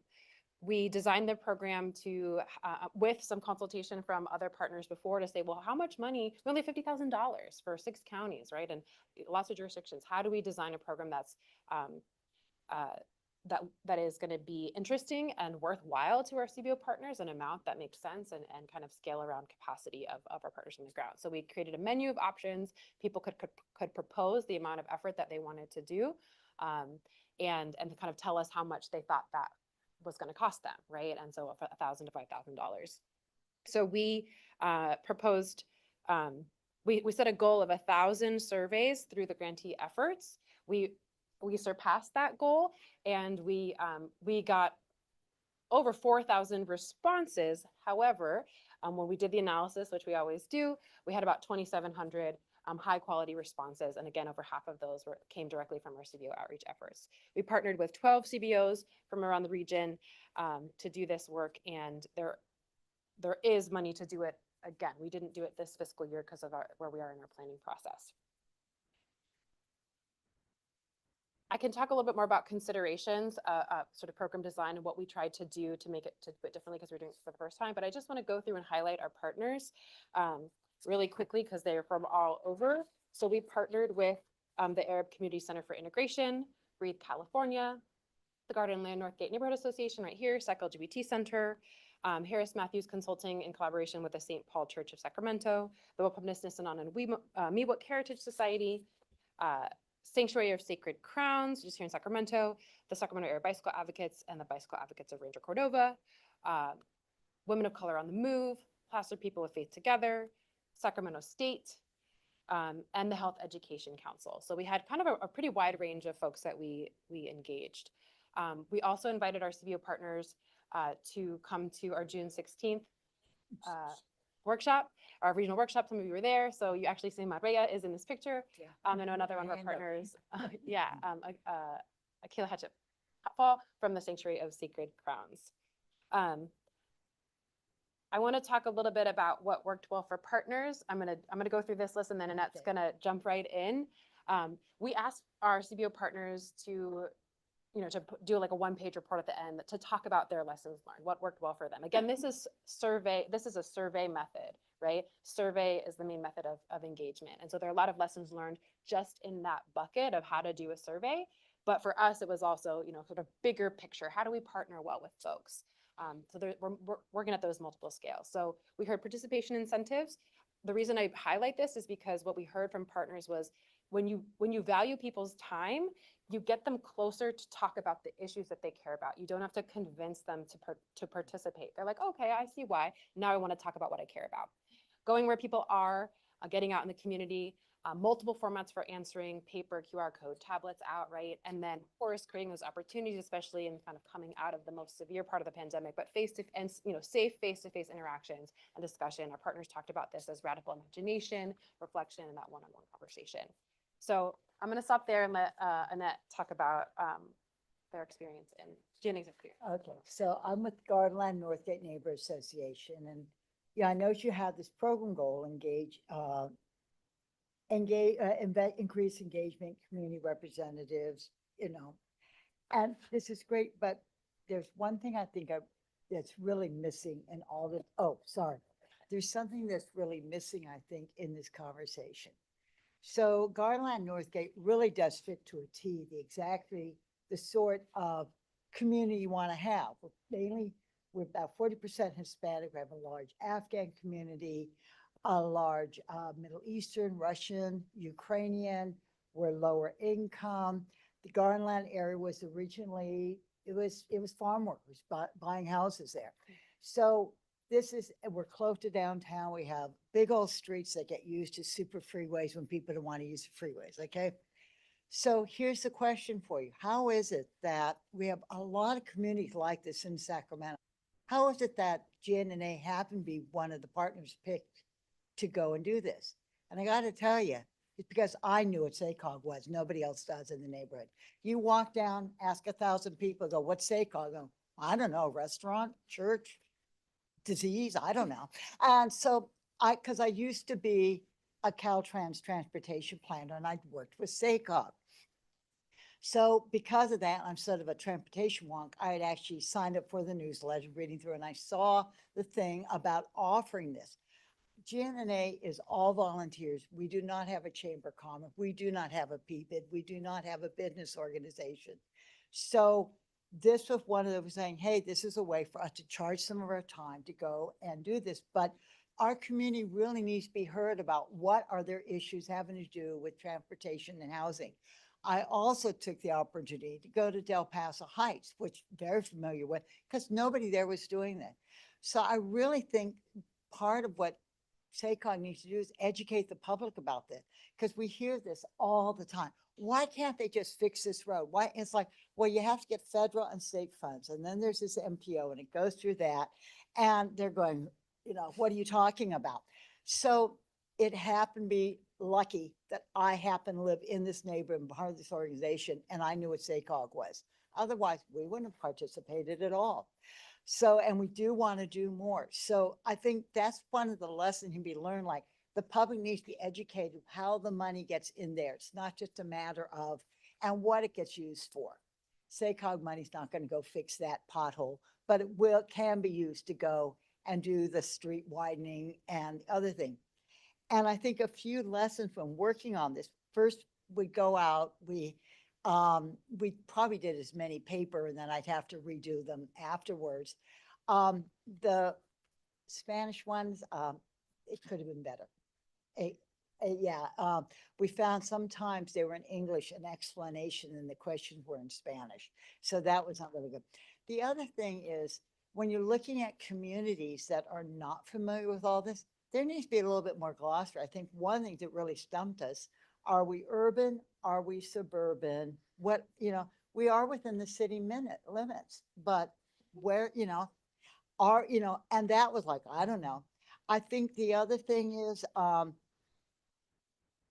there was also confusion about this idea of being charged by miles driven. A lot, oh, no way, because my grandma had to drive. It's like, no, I don't, but that's a much bigger conversation.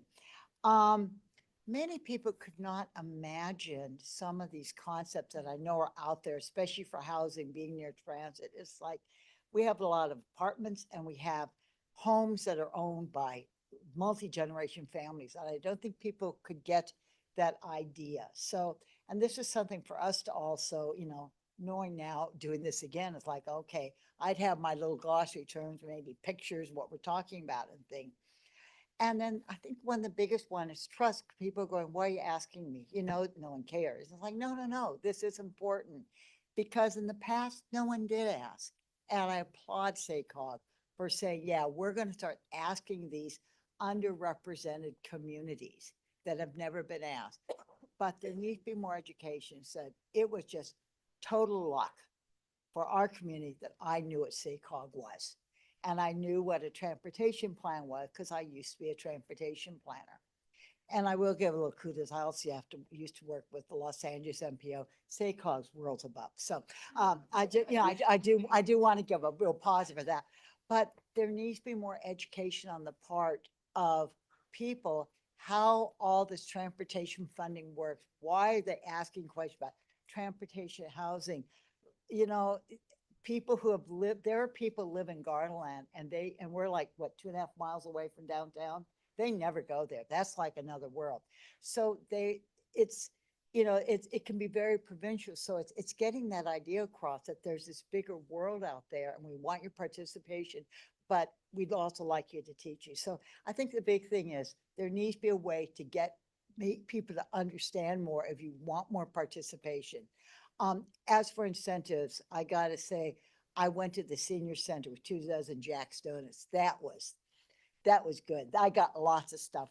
And I think one of the things that really made me happy with the scene, they were saying we would like more green spaces. We don't want, this is important to us, be able to walk and see our friends. But we did not do standalone things. We went out to places. So like Del Paso had a street fair. I went to that. Earth Day, we went to that. The spring event in Ninos Park, we went to that. We would go where people were going, and we felt that worked best. So thank you. Yeah. Just to add Yeah. full thoughts. Yeah. Thank you very much, Annette. And truly, if it wasn't Annette bringing it to our attention, I want to think I'm a little bit knowledgeable. I had no idea what SACOG was, and she had to educate me about SACOG. But I think you had a great program in going out to the CBOs and saying, go and do the outreach. That's the education piece. Right. But what was missing is that it would have been nice to get some kind of overview and explanation about the survey to us. So those of us that were collecting it, I had to ask her when and there were several of us, what does this mean and what are they asking here? And as we got more familiar with it, we were more confident in explaining it to others, because it wasn't something, that survey was not developed with the people in mind. It was developed by all the technical people and all the, and it wasn't for the people that were going to read it and understand what you meant. So it required a lot of explaining on our part, because they asked, what does this mean? And what does this mean? And what does this mean? So it wasn't, here's the survey, fill it out, because if we did that, they would have, after the second question or third question, stopped right there. So next time you do a survey, really get the community to participate in how, vet it with the community before you send it out, because that will make the difference in the understanding. So I think that was a great educational piece for us. Right. So now when you ask us to do something, we're going to understand hopefully it's not so technical. But we have a better understanding of SACOG. And what was really important as we were going out and getting the surveys and explaining it and then telling people, look, this is the beginning of a relationship with a very large and influential funding agency that can make the difference Right. in Gardenland Northgate, in our streets, in this whole, for the first time, they started hearing about walkability. And they all walk, a lot of them walk, but now it's become a common thing. And so what does that mean in our community? And how are we gonna, we want to feel safe when we walk, even though a lot of community members walk because they don't always have, our public transportation system is not very good. How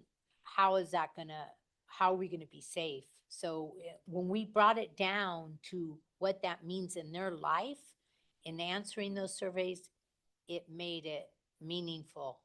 And what would be really great is, and I know you didn't break down the surveys but is to be able to bring back the results to the community. Let's go back and say, okay, this week, you gave us this, and this is what you said, and it's been captured here. Because then they feel, well, what does it matter? Yeah. We did this, but it doesn't matter. So that was my question. Knowing what SACOG is, we have to educate board members every time they're elected, right? So not current company, yeah, included, but. Yeah, I had to explain that to the other council members. Because I guess my predecessor, I remember when I was on council the first time, he said, yeah, I went to SACOG meeting, but didn't explain why he was there. So I heard some light bulbs going off over here around like that, closing the feedback loop with community as one of those key strategies. Were there others from what you heard or questions that you all have for our folks?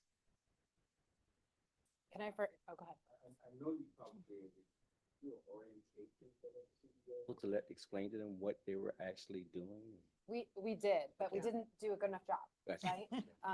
So a couple of things I just want to run through and jump in at any point. So thank you so much, Maria and Annette, for speaking to all those things. There are so many things. I want to touch on the language access just for a second, because it's like at all those levels, right? It's like no jargon, co-create it in advance, right? Vet it, right? Vet the language. We've translated it in 5 languages. It didn't work. We need a better vendor that knows how to do Right. survey in language, just the technology side of it, right? Let alone, we heard so many good things about like, give us a glossary, give us a sheet that helps us talk about these issues. So we know, I don't know how many surveys we've done, but this is maybe, we'll be going into the 3rd or 4th cycle. We've learned a lot about how to do this better and to do it in partnership, right? And to build upon the relationships that we already have so we can gain traction, right? Where it's like, we don't have to start again from zero, right? When we sort of talk again. There's some internal things there. I would say one kind of Achilles heel was, I tend to think about community-based organizations as the experts, and I want to sit back, right? And what we heard was, we actually needed you to be a little bit closer to us and like to be with us more. And so that was like in the position that I sit in, I'm taking that forward to say like, okay, I kind of overcorrected in this way. There are more things coming. I do want to talk about the importance of coming back to community members to demonstrate the impact. Planning does take a long time. We are in that process. We are looking at our future rounds of the CBO grant program to begin to do that and layer that on, right? How do we come back to folks? But I do want to give one piece of metrics, because there's all this qualitative stuff. In the beginning, Maria talked about the importance of quality. And in our RFP for this program, we emphasized quality over quantity. We don't want partners who are just like going to go bang out surveys just to get the numbers. It's really about reaching people who have not been reached before. Right. So this is a quick snapshot of our regional population in 2022 and all of our 2023 outreach survey, a regional poll and focus groups. So this show, you can see the breakdown across the region. We have work to do, but what I want to show you is the difference between 2018, where in 2018, the blueprint development, that long range plan in 2018, we only did a survey. We have made gains across our Black and African American community, our Latino community, our AAPI community, across the board.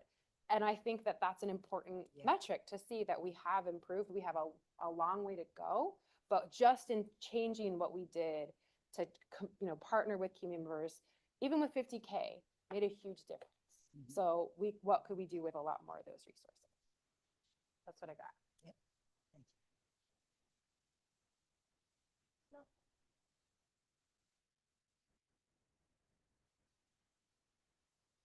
Yeah, the last thing I'll mention, do we have any other questions about? Well, I did Squish? notice you added on there, I never assumed the Wi-Fi will work. That That's was from my Annette. lesson I learned. Uh, You know, at that street printer, outside the police station, and we could not get the Wi-Fi to work. It's like, I even asked, you know, the captain, and so never, ever assume that. Always have a hotspot. And put it in your budget so that your Which studios we can do get them. now have. We do now have, yes. So if you're feeling at all fired up, jazzed, interested in the next iteration or version of this particular program, we have a chance for you to join an ad hoc subcommittee to help incorporate some of these principles of meaningful community engagement, to work with SACOG staff over the course of a couple of meetings over the next several weeks in order to do that.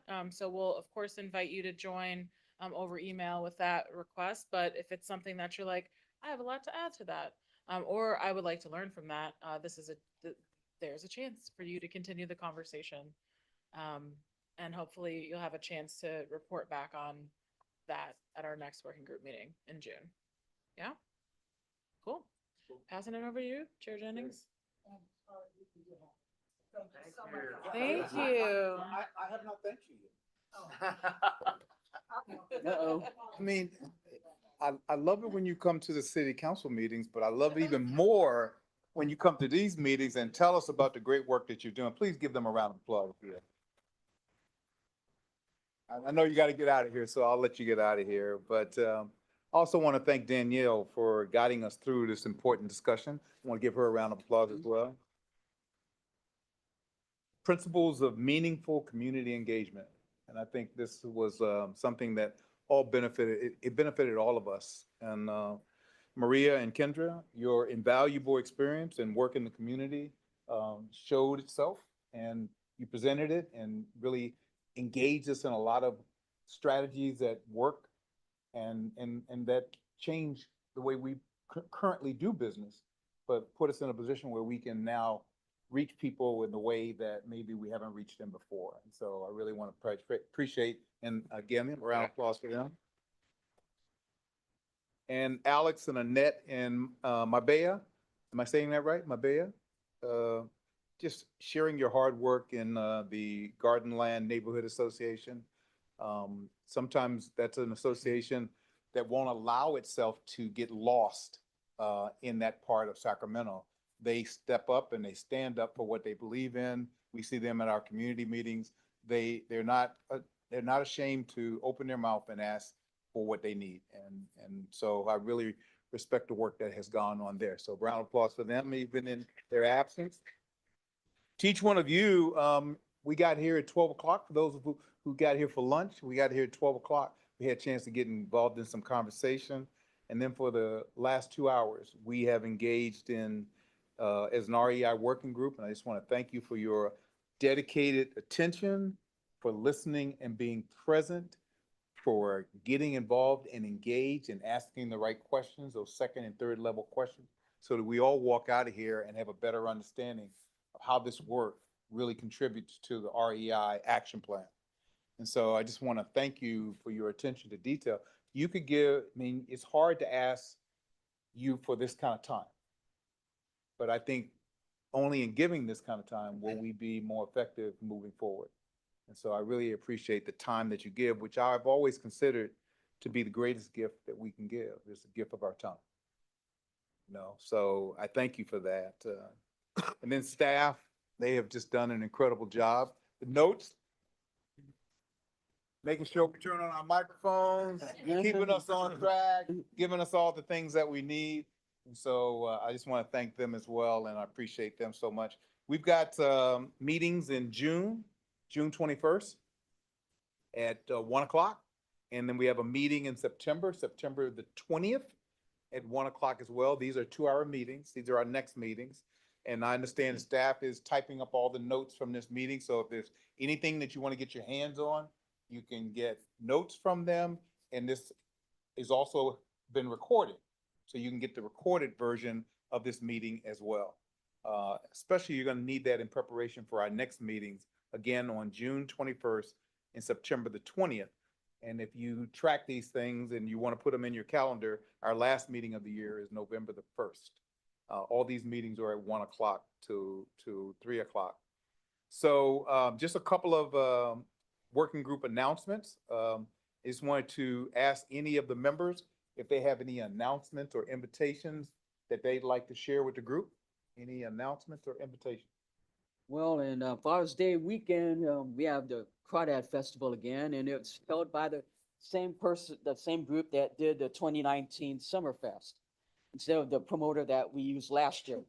We heard a lot of complaints about the one that did it last year. So I just hope that the ones that did the 2019 Summerfest, like, remember how they did, how the original festival was done, like when they were kids, like, to be more positive this year. Okay. So what's the date of that Crawdad Festival? Okay, well, I know it's Father's Day weekend, so it's before our next REI meeting. Okay, good. Okay. So, well, because I'd like to attend that.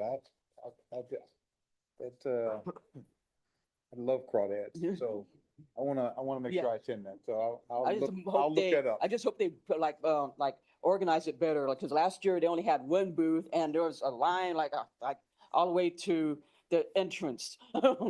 Okay. So, I have 2 invitations for you, if there are no other invitations or announcements. Okay, Just you got one, one? if that's all right. Please. So a little bit of a shameless plug. My bride, Alicia Martinez, travels artworks across the country. And so right now at the California Museum through the 24th, there's a traveling exhibition called Personal to Political, celebrating the African-American artists of Paulson Fontaine Press. And so that one ends on March the 24th, but really lots of top line artists. So if you have an opportunity, that's in Sacramento here at the California Museum, and that closes on the 24th. California Museum. Yeah. Okay. Thanks for the. I will absolutely participate in that. 3/24, okay, closes. All right. So my 2 announcements are, first one is you have a sheet of paper in front of you, this sheet of paper here, and it's on the annual Racial Equity Action Plan Tour. It's going to take place in Woodland and Yolo County, and it's going to take place, the day is the 15th. This is going to take place on March the 21st from 8 a.m. to 9:50 p.m. 8 a.m. Thank you. Oh, dang. All right, let me say that again. 9:50 p.m. Boy, that's a long day. March 21st at 8 a.m. to 9:50 a.m. before the board meeting. I go, when is the board meeting if it ends at 9:50 p.m.? Yeah, I know, I agree. So, it's too much Diet Coke. That's what I want to say. So it's at the Woodland Ag Museum, in Woodland, and, the shuttle will leave at 8 a.m. I'm not quite certain what that means, if the meeting starts at 8 a.m., so you might want to. We're gonna have I think actually we're asking you to get there at 7:50 a.m. in Woodland, bright and early. We're doing a tour of Woodland, that'll highlight a number of things, including ag, including food, and including actually affordable housing and infill development in Woodland. So there's going to be a shuttle though that you'll be able to get on. So we just need your RSVP. So we need to know how many of you can attend, make sure we have enough shuttle seats. And then the board meeting will officially kick off at 10 a.m. So the board meeting is pushed back. We usually start at 9:30. We're going to start the board meeting at 10 a.m. If you're coming to the board meeting, as our board members most certainly are. And then the tour is get there at 7:50. Shuttle bus leaves at 8. Good. When do you absolutely need to know for your planning if one can attend? Just so I can have that in mind. We would love to we would love to hear from you Monday. Yeah, thank you. And we won't have tours, but I will say, since we have them in the room, Yuba City is hosting our board meeting in June 20, no, what is it? June 21st? That must be the 20th, June 20th, because the 21st is REI. 24th is 20. Okay. So June 20th up in Yuba City, we're very excited. City. And we're gonna end the year because we're rotating our board meeting. We're in El Dorado County in September. So just for our board meetings, we won't have necessarily the tours beforehand, but just so everybody knows. Apple Hill and Boger Winery Tour. There you go. Oh, There you go. So I get to play at the Apple El Hill. Dorado County makes wine, Napa makes auto parts. Okay. All right, so that's one announcement. Everybody's clear on that announcement? And then the second announcement is one that I know you're gonna want to take advantage of. In Sacramento, for those of us who live here and, you know, those of us who visit here, there's a place called Gunther's. Been there numerous times. Have you heard of Gunther's? Yeah, so They most took of out you their understand. bed, they took out their booth seating. So you've heard of Gunther's, and if you've heard of Gunther's, and if you've been there lately, they have really done a great job with this thing called the 50/50. Are you familiar with the 50/50? And so for those of us who like frozen ice in different flavors, and those of us who like ice cream in different flavors, you get to select 2 different frozen ice flavors with one ice cream in the middle. And it is absolutely incredible. So I would like for you to be my guest at after the June meeting, to join me at Gunther's for a 50/50. And I'm hoping that you'll take me up on this because it is the experience that once you get hooked, you're gonna gain 5 to 10 pounds. This is what you were talking about, we're gonna love. Absolutely. Okay, I was waiting. No, no. No, it's really not, I mean, it's a wonderful dessert. It's a wonderful treat and it's, you know, I haven't seen it in any other place other than Sacramento. I've been all over the country and I don't know why other people haven't picked up on it, but it's a treat, you know, if the icy is raspberry, strawberry, lemon, lime, So it's like a snow cone. ice cream. mango. It's not a snow cone. It's kind of like, when you grew up, were you young enough to have orange freezes? Okay, so Oh, yeah. kind of like an orange freeze. It's like a freeze, Or like but it's Merlinos? flavored freeze, mango, Like Merlinos? strawberry. Say it again? Like Merlinos? Yes, Merlinos. That's it. That's exactly what it White is. ice? Right, Okay. right, Merlinos. So, and you get ice cream in the middle. It's incredible. Absolutely. Right. So this is gonna be a treat on me. We're gonna do that after the June meeting.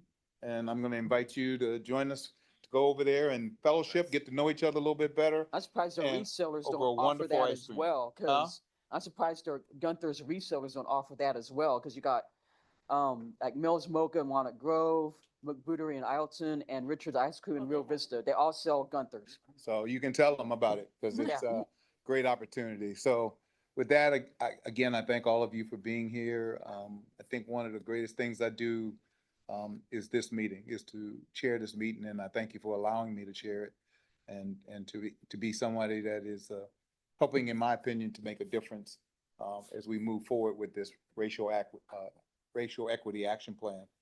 I feel like this is a difference maker, something that we can all build on, continue to work on, and make a difference in each of our communities that we live in and play in and love with all our heart and soul. So I thank you for your attention. I thank you for being here, being a part of this. I thank our facilitator.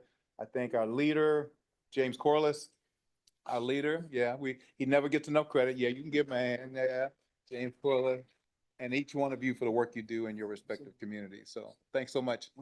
This adjourns our meeting.